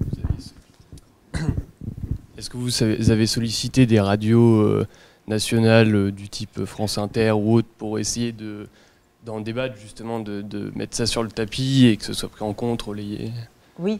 Alors là, je dois dire, je ne suis pas la mieux placée pour le savoir. Moi, je suis un peu en périphérie à Strasbourg. Je sais que les Parisiens, ils font plein de choses. Je sais que ça passe, mais moi, je n'arrive pas à suivre. Ça passe dans les journaux, la presse, dans les radios, il y a des émissions. On a organisé, moi j'ai organisé 2 événements à Strasbourg. Il y a des événements, chacun à notre niveau. On a organisé des conférences, mais il n'y a aucun... On n'a pas centralisé et donc je ne sais pas, je sais vaguement, mais il y a beaucoup de choses qui se font aussi dans la presse et dans les radios, mais je ne saurais pas vous dire exactement quoi. Mais si, chacun, on essaye à notre niveau. Alors que je peux parler par rapport aux parlementaires et tout ça, c'est là, moi je l'ai fait, donc là je peux répondre. Voilà, précisément. J'avais une question par rapport au congé parental dont vous parliez. Oui. Donc du coup, s'il serait rendu obligatoire, comment ça se passe après pour la rémunération? Oui, derrière? Effectivement, vous avez raison, parce que ça a un coût. Ça a effectivement un coût, mais nous avons estimé que tout ce coût, ça valait le coup. Et parce que toutes ces mesures, depuis des années, il y a si on regarde au niveau européen, il y a des directives européennes ça vient de l'Europe, qui imposent de rétablir l'égalité entre hommes et femmes. C'est depuis la première directive, me semble-t-il, c'est en 75. 75, 76, en 2000, il y a eu des directives aussi. Non, mais il y a pas d'effet. Et on met en place un certain nombre de mesures de démarche qui coûtent aussi. L'employeur doit faire des plans, et sinon il a des pénalités. Tout ça a un coût. Nous, on estime que ce n'est pas assez efficace du tout. Et on est conscient du coût, mais on l'assume et on peut bien dégager de l'argent pour cela. Et par ailleurs, il y aura d'autres coûts qui ne vont plus avoir lieu d'être. Je ne sais pas, on n'a pas calculé s'il y a une compensation, mais là, c'est aussi un choix, vraiment un choix. Là, on veut mettre le coût. Voilà. Mais vous avez tout à fait raison, ça coûte. Oui. Merci pour votre intervention. Ça donne une vision très positive du Code du travail, c'est intéressant.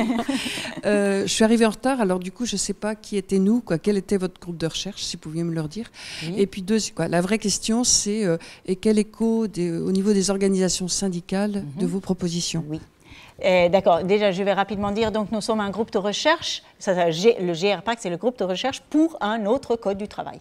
Voilà, qui s'est constitué comme ça parce que chacun sentait que non, ça ne va plus, on veut faire quelque chose et voilà, ça s'est mis en place comme ça. On est des universitaires tous, des enseignants-chercheurs en droit du travail, spécialité droit du travail, de Paris, de Lyon, de Bordeaux, de Valenciennes, de Rennes, de Tours, voilà, et Strasbourg personnellement. Et donc nous avons travaillé ensemble durant une année pour rédiger ce Code du travail. S'agissant de la question, déjà j'ai oublié. Oui, les organisations syndicales. Donc on a sollicité pour avis toutes les organisations, la CGT, la CFDT, FO, CFTC, CFE, CGC et Solidaire, ceux qui nous ont, disons, qui ont été les plus intéressés et qui ont vraiment contribué. Là, par exemple, à la semaine où moi j'ai participé, où j'ai commencé la rédaction, où on avait notre semaine complète de rédaction, il y avait la CGT et la CFE-CGC. Donc 2 syndicats quand même assez différents, mais où on a pu avoir des échanges très fructueux. Et puis on a échangé avec tous les autres, et on a fait un colloque de restitution le 31 mars à Paris, à Nanterre, et là était présente sur la tribune, il y avait la CGT, il y avait CFE, CGC et Solidaire, et FO était dans la salle. Donc voilà, on a quand même beaucoup travaillé avec eux. Et, voilà. Y a-t-il certains pays, on peut penser à l'Europe du Nord, qui appliquent un code du travail qui ressemble un peu à votre proposition, ou est-ce qu'il y a des morceaux qui existent dans d'autres pays qui pourraient vous servir comme preuve expérimentale? C'est plutôt par la preuve contraire, c'est plutôt dans l'autre sens, parce que dans lors de notre colloque de restitution, donc du 31 mars, on avait des professeurs d'Espagne, d'Italie et du Royaume-Uni. Qui ont dit tous qu'il ne faut pas aller dans la direction de la loi travail, des ordonnances n'existaient pas encore, mais dans cette direction, parce qu'ils ont vu les effets néfastes dans ces pays, notamment au Royaume-Uni, où ils ont un petit manifesto, ça s'appelait, j'en ai eu, mais ça ne ressemble pas, non, parce que chaque culture est différente, mais en tout cas, ce qu'ils ont pu nous dire, c'est que les effets de la politique maintenant qui est mise en place, de la législation mise en place par les ordonnances et la loi travail, les effets sont une réduction de la couverture conventionnelle. Au Royaume-Uni, on est passé de 80% de couverture conventionnelle, c'est-à-dire que les salariés des branches bénéficient d'avantages conventionnels, fondus donc de 80% à 20%.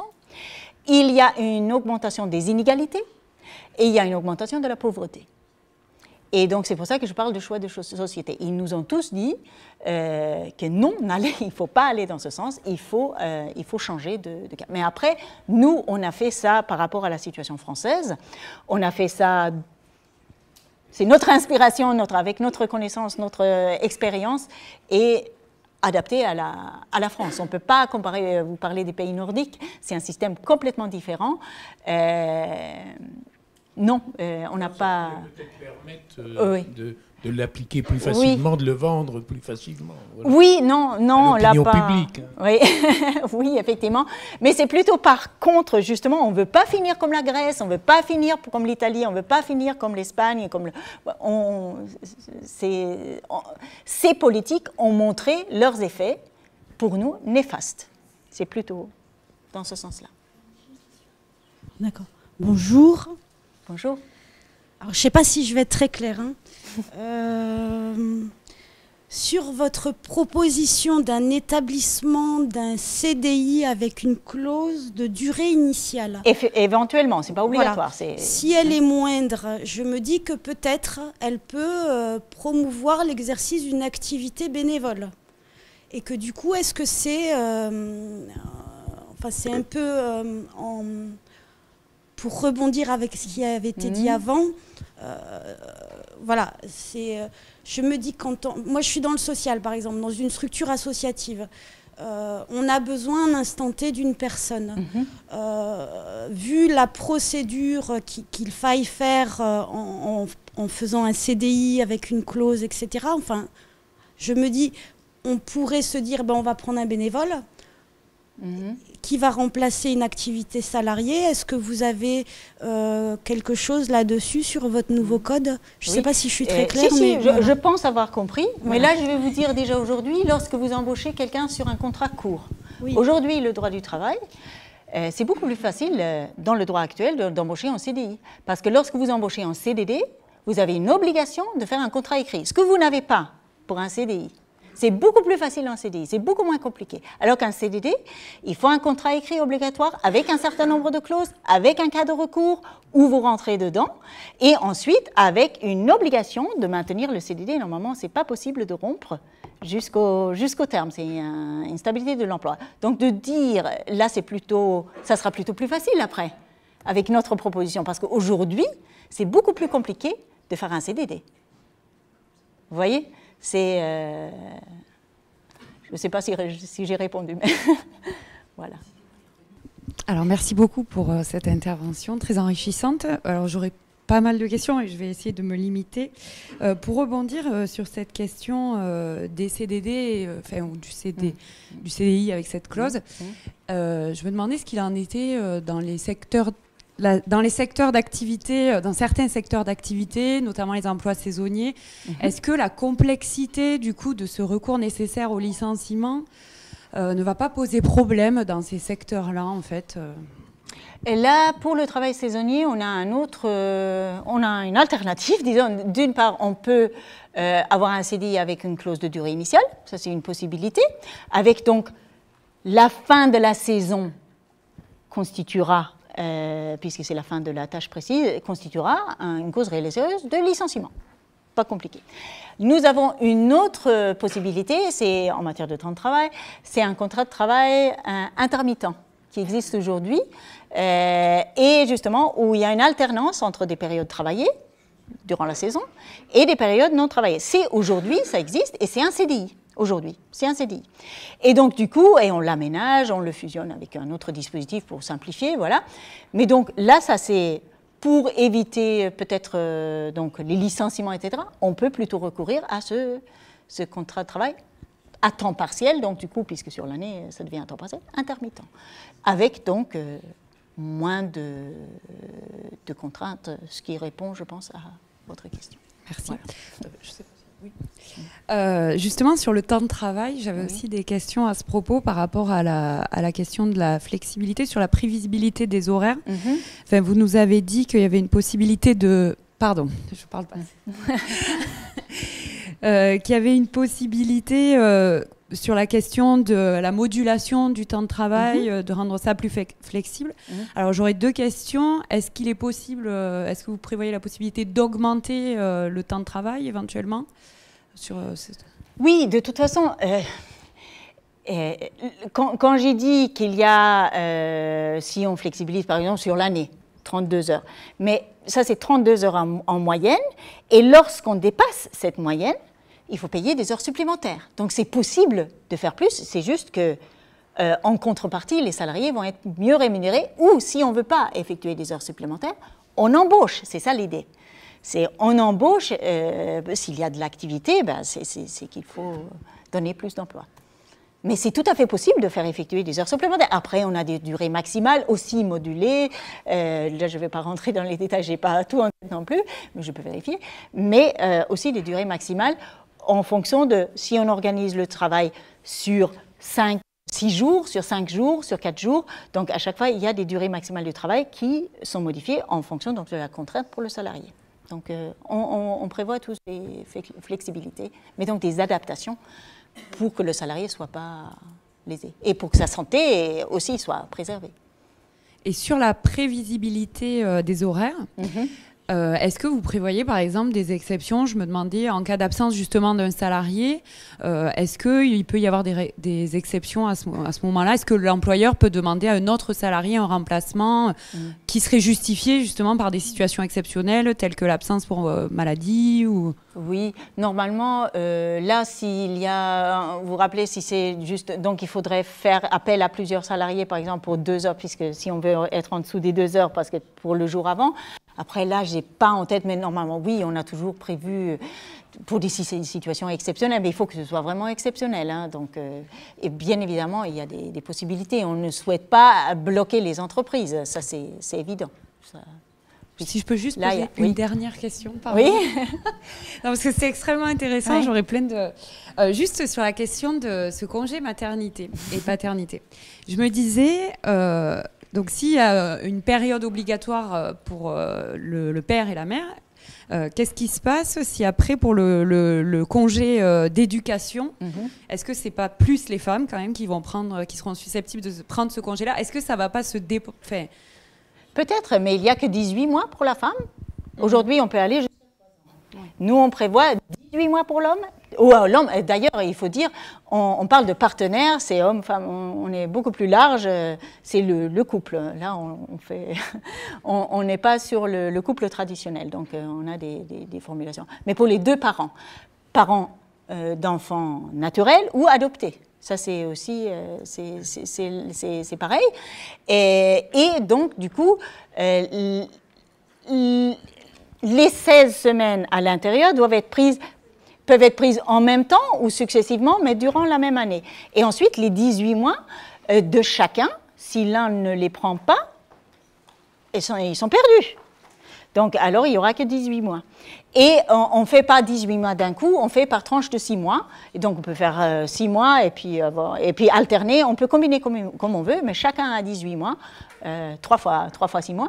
Et après, si on ne les prend pas, on ne les prend pas. Effectivement, il y a là un risque que le congé d'éducation soit pris plus pour le père. Sauf que nous, on mise sur le fait que lorsque le père a été obligé de s'occuper de petits enfants, il y a aussi une relation, parce qu'on parle aujourd'hui de relations privilégiées entre la mère et son enfant, ça n'a rien de biologique, c'est tout simplement, oui, au début c'est biologique, il faut quand même rester un certain temps, mais ensuite la relation, c'est lorsqu'on est en prise avec le bébé, et donc ça donnera envie aussi, et on voit de plus en plus de pères d'ailleurs, par rapport à quand je suis arrivée en France en 91, et on ne voyait pas de papa avec les poussettes, maintenant on voit quand même un certain nombre. Donc c'est un changement. Là aussi, les hommes vont être en prise avec une autre vie, une autre façon de voir les choses, et on mise là-dessus pour espérer qu'ils aient envie de continuer ensuite avec un congé d'éducation. Voilà. De rien. Bonsoir, merci d'abord pour une découverte. Moi, je ne connaissais pas du tout, donc je suis allé voir. Par contre, il y a une chose qui m'amuse, c'est que vous êtes très radicaux dans la démarche, en proposant une alternative au modèle actuel, voire aux ordonnances. Et par contre, je vous trouve assez timide sur certaines propositions. Alors, en pleine affaire Weinstein, moi, je suis allé regarder sur le harcèlement. Alors, je ne sais pas si vous avez... parce que vous nous avez dit qu'il y avait 6 chapitres sur 8. Alors, oui, et sur après, le je ne connais pas tout. Alors, sur le harcèlement, par exemple, vous renoncez à la réitération, ça c'est bien. Mais on sait qu'actuellement, sur le harcèlement sexuel, l'une des grandes difficultés, c'est la triple condition qui est derrière, c'est-à-dire les actes intimidants, hostiles ou offensants. Et là-dessus, vous gardez la définition actuelle. Alors, pourquoi? Même chose sur la discrimination. Vous hésitez à revenir complètement sur les définitions actuelles. Alors, voilà. Pourquoi cet équilibre? Je n'ai pas particulièrement travaillé cette question-là, mais tout simplement aussi, il y a une explication toute... c'est la question du temps. Nous, on a souhaité absolument... on a donc commencé... donc on a fini entre Noël et Nouvel An de l'année, avec toutes les règles. À un moment, non mais il fallait écrire un code complet. On n'a pas pu aller jusqu'au bout de tout, on n'a pas pu... inventer jusqu'au bout tout, parce qu'on avait un timing, et pour nous, c'était essentiel de finir avant les présidentielles. Et si on avait eu plus de temps, bien évidemment, on aurait pu creuser un certain nombre de choses. Après, sur les discriminations, je me rappelle, il y a aussi eu des débats et des réticences, mais là, c'était plutôt sur l'action de groupe, etc., où il fallait aussi tomber d'accord. Et ça dépend aussi des personnes qui étaient en charge du chapitre anglais. Tout le monde, moi j'ai fait la relecture de tout, mais on n'a pas pu modifier, il faut respecter. Voilà. Mais je pense que l'explication première, c'est le manque de temps, c'est la pression du temps, parce qu'on s'était imposé de terminer à ce moment-là. Donc c'est pas très satisfaisant, mais on reste... Ça me donne l'occasion, merci beaucoup de cette question, ça me donne l'occasion de dire que notre code du travail, certes il a été publié, notre proposition, mais il ne s'agit pas d'un code figé. Il ne s'agit pas d'une vérité, il ne s'agit pas de la solution, c'est une possibilité.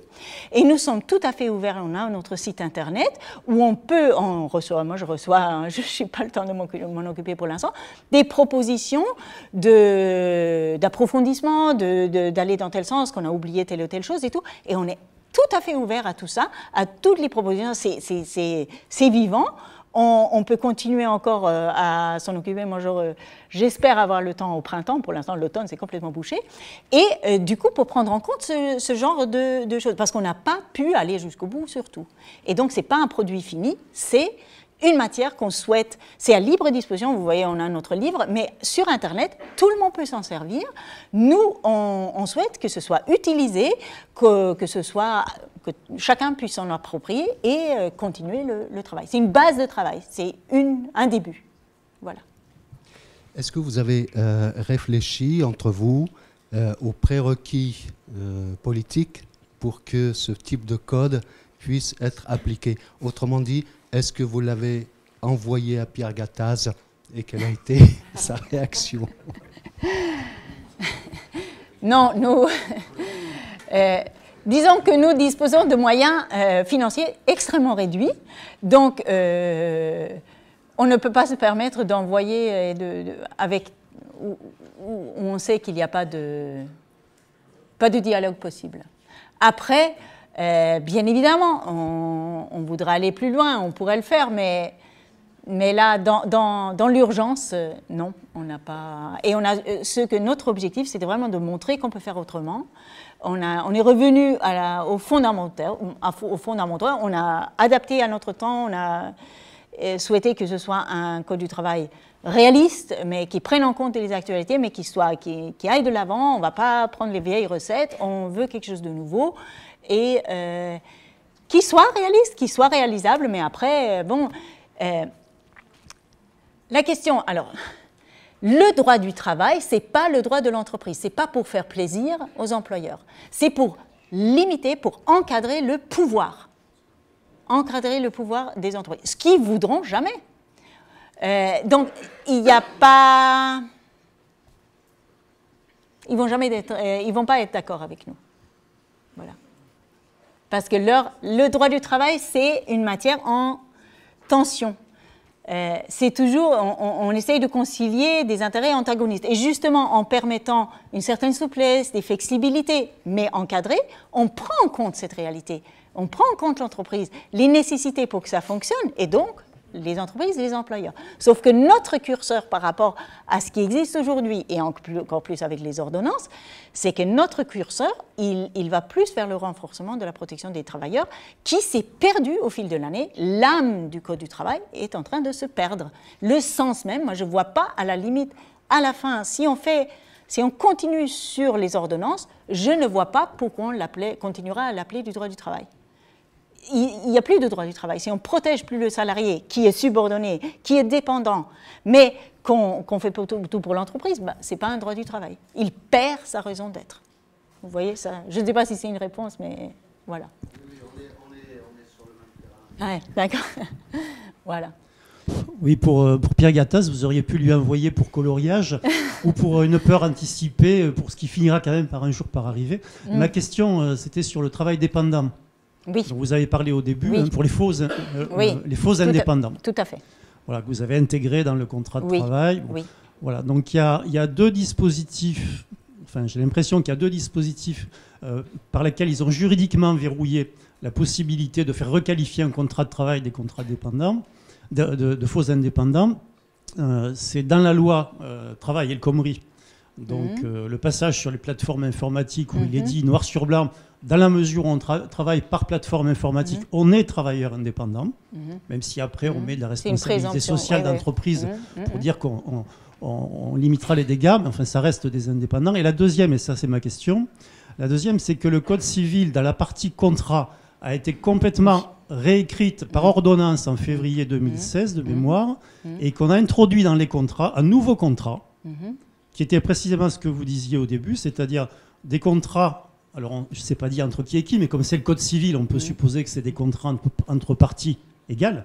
Oui. Donc des contrats qui disent, c'est des contrats pour ceux qui sont juridiquement indépendants, mais dépendants économiquement, comme vous le soulignez.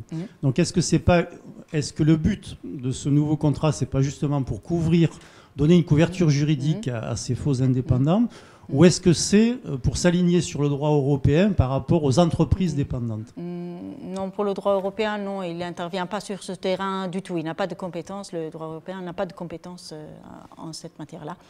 Et je suis pas super au point sur les questions, je n'ai pas étudié en détail, mais effectivement, ce qu'on peut constater, et ce qui est paradoxal, c'est que dans le droit civil aujourd'hui, on met en place des protections pour les contrats d'adhésion, par exemple, justement, où il y a un déséquilibre, et où il y a finalement que nous, en tant que travaillistes, on va pouvoir chercher dans le droit civil des appuis, donc c'est complètement à l'envers, et on peut trouver des ressources, comme vous dites, dans ce droit civil qui a été donc modifié récemment, qui permet d'intervenir sur les contrats déséquilibrés, donc notamment le contrat de travail. Donc vous avez tout à fait raison. Je ne sais pas s'ils s'en sont aperçus, ce n'était pas forcément visé, je pense, le droit du travail, mais c'est tout à fait utilisable pour contrer les orientations. C'est très intéressant, vous avez absolument raison. Voilà. Vous avez parlé d'un contrat intermittent. Oui. Je connais mal le code du travail, je connais bien par contre le secteur du spectacle et donc le régime de l'intermittence. Du coup, je voulais que vous m'en disiez plus sur qu'est-ce que ça voulait dire, ce contrat intermittent. Est-ce qu'il y avait un peu le même mécanisme, qui pour moi est la clé de réussite du régime intermittent, qui est la contribution mutualisée, qui permet à ce contrat d'être solvable pour des petites entreprises qui luttent, elles, dans leurs relations et qui sont à la fois dans une logique extrêmement différente dans la relation patron-salarié. Ça transforme complètement la nature de cette relation, même s'il y a toujours une subordination. Voilà, donc j'étais curieux de savoir qu'est-ce qu'il y avait derrière ce contrat-là. Alors, effectivement, ça c'est... parce que le travail intermittent, ce n'est pas un contrat différent dont j'ai parlé, c'est un temps de travail intermittent, c'est une organisation du temps de travail qui existe aujourd'hui aussi.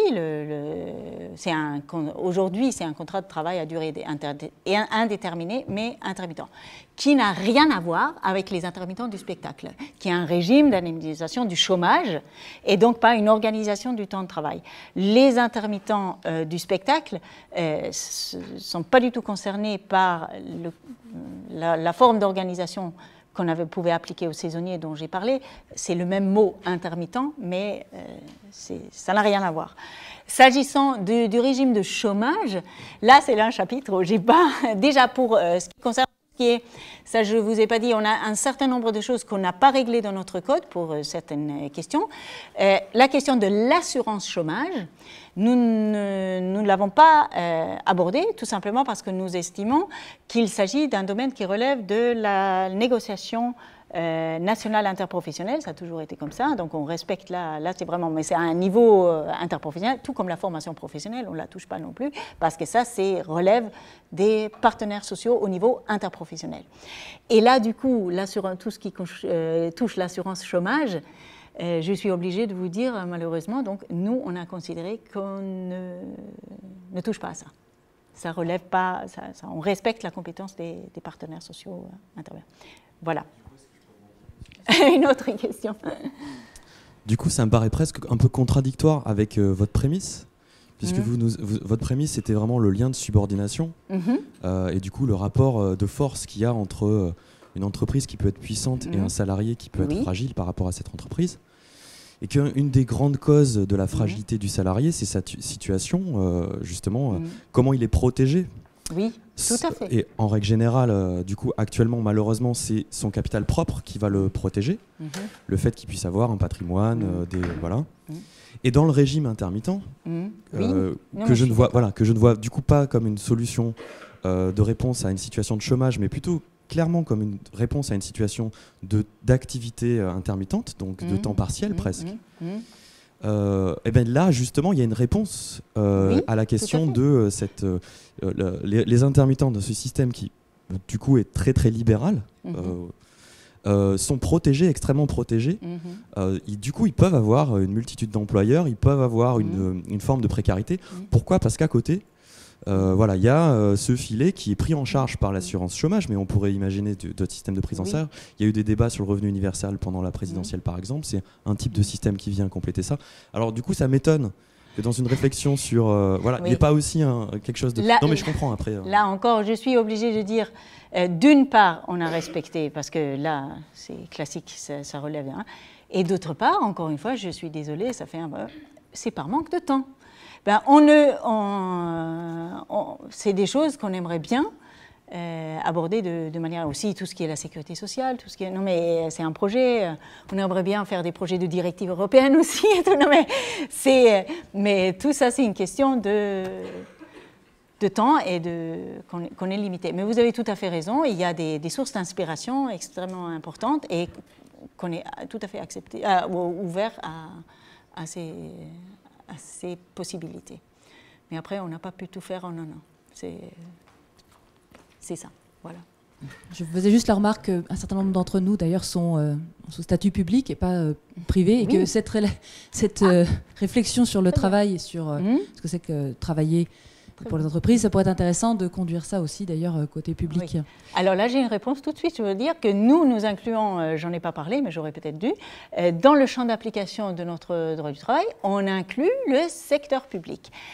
Dans ce sens qu'il y a le statut, disons, il y a des choses qui sont réglementées par les différents statuts, on n'y touche pas, mais pour toutes les questions qui ne sont pas réglées, on prévoit que notre proposition doit s'appliquer également à tous ces salariés, pas contre le statut, mais en supplétif, là pour là où il n'y a rien, et là on a, oui, sauf que nous, c'est le nôtre, oui, voilà, c'est ça, et c'est pas, oui, voilà, et on prévoit d'égaliser quand même par rapport au secteur public, voilà.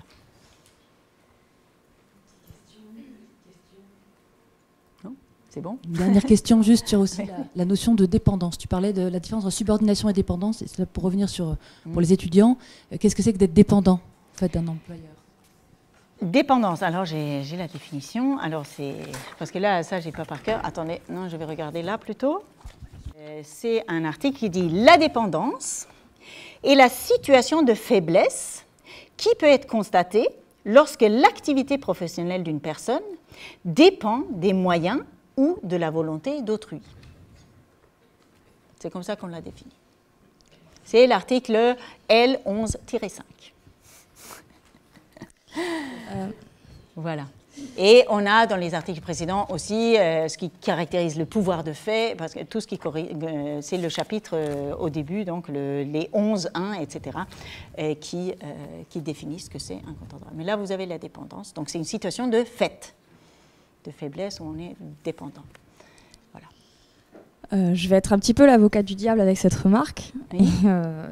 Entre guillemets, vous commencez à dire, vous parlez de lien de subordination donc entre les salariés et les entreprises. Néanmoins, une entreprise sans salarié n'est rien. Et la force de travail et la richesse d'une entreprise, c'est ses salariés. Donc l'entreprise est quand même dépendante de ses salariés. Oui. Avec cette avec cette recherche de nouveaux codes du travail, est-ce que vous ne pensez pas tomber un petit peu radicalement ou dans les extrêmes, dans un cliché, les méchants patrons et les gentils salariés d'une certaine manière, parce que alors je ne suis pas non plus en accord avec le gouvernement actuel, mais entre guillemets, ça peut être facilement tomber dans les patrons. Je comprends. Et là, juste, vous avez dit très justement, l'entreprise a aussi bien sûr besoin de ses salariés, sauf que l'entreprise a le choix de ses salariés. Il peut changer un salarié pour un autre. N'est-ce pas? Oui. Si un salarié ne lui plaît pas, il s'en débarrasse. Ça, alors là, sur le terrain, les salariés, et il faut savoir, les salariés qui ont le choix de leur employeur, ce sont des salariés hautement qualifiés, qui ont un profil qui apporte quelque chose à l'employeur. Il y en a, je ne le nie pas, voilà.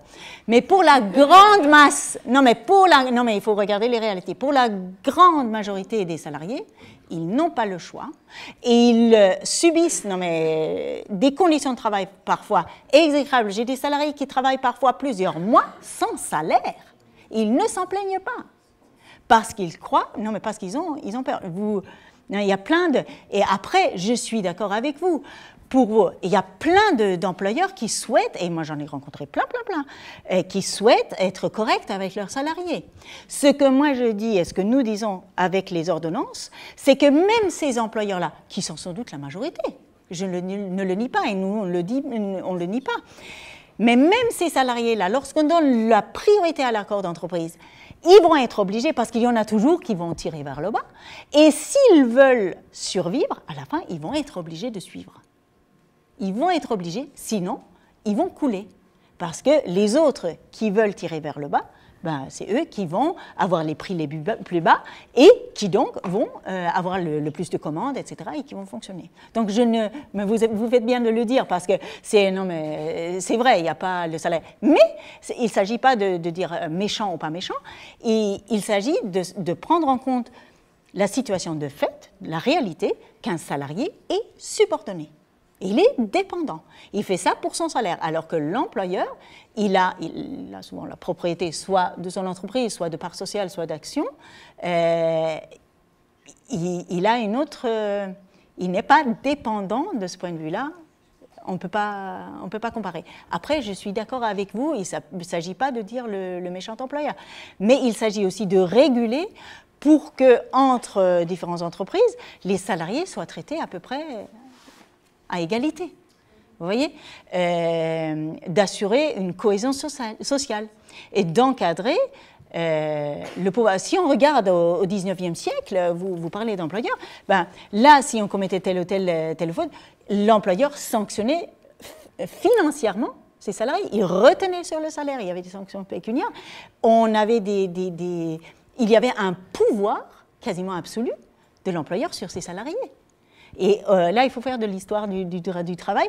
Quand on a instauré en 1841 la première loi de droit du travail, elle a limité le temps de travail des enfants. Il y a eu un tollé chez les employeurs. Ils ont dit, mais c'est pas possible, on ne va pas pouvoir produire, la production va chuter, on va pas pouvoir. Ils se sont rendus compte que quand on prend soin de ces salariés, déjà, c'était les enfants, la première, ensuite les femmes, et ensuite aussi en 1948 déjà, on a limité à 12 heures de travail effectif le travail pour les hommes aussi, pour tout le monde. Et ils se sont rendus compte que lorsqu'on ne fait pas travailler les salariés jusqu'à épuisement, ils travaillent mieux. Il y a un certain nombre de protections. Et si vous travaillez après dans les entreprises, il y a quelque chose qui s'appelle, c'est pas du tout juridique, climat social. Lorsque vous faites en sorte que vos salariés se sentent bien, ils se donnent aussi. Ils sont motivés. Il y a la reconnaissance au travail qui permet qui est bénéfique pour l'entreprise. Et c'est là où il y a, ça c'est vraiment quelque chose aujourd'hui où on se rend compte du discours qu'on dit que le droit du travail serait mauvais pour l'emploi. C'est faux. Aucune étude montre qu'un droit du travail protecteur soit nuisible à l'emploi. Au contraire, c'est l'OCDE qui a dû reconnaître qu'il n'y a aucun lien. Il y a l'OIT qui le dit, il y a même l'INSEE française qui a montré par les études, ce n'est pas le droit du travail qui empêche l'emploi. Au contraire, lorsque vous avez des salariés dans votre entreprise qui sont respectés et dont, avec un certain niveau, il ne s'agit pas on n'est pas irréaliste, les salariés s'investissent dans leur travail. En général, les salariés veulent travailler. Ils sont intéressés par il y a des travaux qui sont moins... Il ne faut pas idéaliser non plus. Il y a vraiment des travaux très pénibles et qui n'ont pas beaucoup d'intérêt. Mais en général, c'est bénéfique aussi pour l'entreprise. Un certain respect mutuel. Mais pour vous rassurer, on ne pense pas que c'est les méchants patrons et les gentils salariés. Et il y a plein de salariés qui sont... il y a des feignants et voilà, et il y a des entreprises qui voilà. Mais c'est très bien de l'avoir dit, mais ne vous inquiétez pas, c'est pas du tout notre vision des choses. J'ai des étudiants en apprentissage dans notre Master 2. Je vois tous les ans plusieurs entreprises. En général, ce sont des entreprises de très bonne volonté et qui font un travail formidable avec nos étudiants et qui essayent de respecter le droit du travail. D'ailleurs, je plains les employeurs qui doivent respecter déjà tout ça. Et à chaque fois, il y a des modifications. Je ne sais pas, je ne voudrais pas être à leur place. C'est impossible, c'est devenu tellement complexe et la simplification n'a pas arrangé les choses parce que justement, ce n'en est pas une. Mais tous ces employeurs de bonne volonté, ils n'arrivent pas à suivre. Mais n'empêche qu'ils ont besoin d'un cadre pour que tout le monde respecte. Je ne sais pas si j'ai répondu. Oui, oui, c'est bon. Oui. J'avais juste une question à propos de la réception. Oui. Plus non, fort. mais c'est c'est juste pour qu'il enregistre lui. J'avais juste une question pour la réception politique. Vous avez dit que du coup le groupe FI et le groupe communiste avaient reçu du coup un exemplaire. Est-ce que vous avez pu retrouver des propositions à vous dans les amendements qu'ils ont proposés lors de la loi d'habilitation, ou est-ce que c'est un travail que vous n'avez pas eu le temps du coup de regarder, etc. Est-ce que vous savez si ça a pu être travaillé, vos propositions, ou est-ce que vous avez eu aucun retour, mais sans pour autant voilà. En fait, là, je dois vous dire, depuis la sortie des ordonnances, j'étais noyée dans le travail, j'ai dû préparer, j'avais plein d'heures de cours. Donc là, je suis la tête dans le guidon, je n'ai pas eu le temps de regarder ce qu'ils en ont fait. Je suis désolée, c'est parce que nous, on est censé, tout de suite, il vient de sortir, et j'ai tout renseigné déjà, quasiment, et donc je ne sais pas, je n'ai pas eu le temps. Voilà. Alors moi, ma question, c'est quand vous parlez des accords collectifs, si le syndicat n'est pas d'accord et que l'employeur décide de faire un référendum, je me demandais, mais si le syndicat n'est pas d'accord, comment ça passerait aux côtés des salariés, puisqu'ils sont censés représenter les salariés, donc ça ne passerait pas, ils ne voteraient pas oui. Oui. C'est plus compliqué. Parce que au niveau de l'entreprise, l'employeur peut dire oui, là, ce syndicat-là, il n'a rien compris, parce qu'il est souvent plusieurs, voilà, mais pour l'intérêt, il ne comprend pas, sinon je vais licencier, sinon je vais délocaliser, sinon... Non, mais il peut dire des choses qui sont invérifiables pour les salariés, parce qu'ils n'ont pas accès aux comptes de l'entreprise, aux informations, etc. Donc, ils ont souvent peur pour leur emploi. Et donc là, c'est un déséquilibre manifeste. L'employeur peut plus facilement, je ne dis pas que tous les salariés sont dupes, mais il y a quand même, de perdre son emploi, c'est quand même aujourd'hui, dans le contexte de chômage, quoi qu'on puisse penser, c'est pas facile de retrouver. Et un emploi, surtout si on a un certain âge aussi. Il y a... Oui, c'est ce qu'on appelle, et je ne dis pas que c'est systématique, mais il y a un risque et il y a, effectivement, ça se fait, un chantage à l'emploi. Ça, c'est sûr et certain. Je ne dis pas que c'est généralisé, je ne dis pas que c'est partout, mais le risque au niveau de l'entreprise, et ça a été constaté, c'est un chantage à l'emploi. Oui, oui.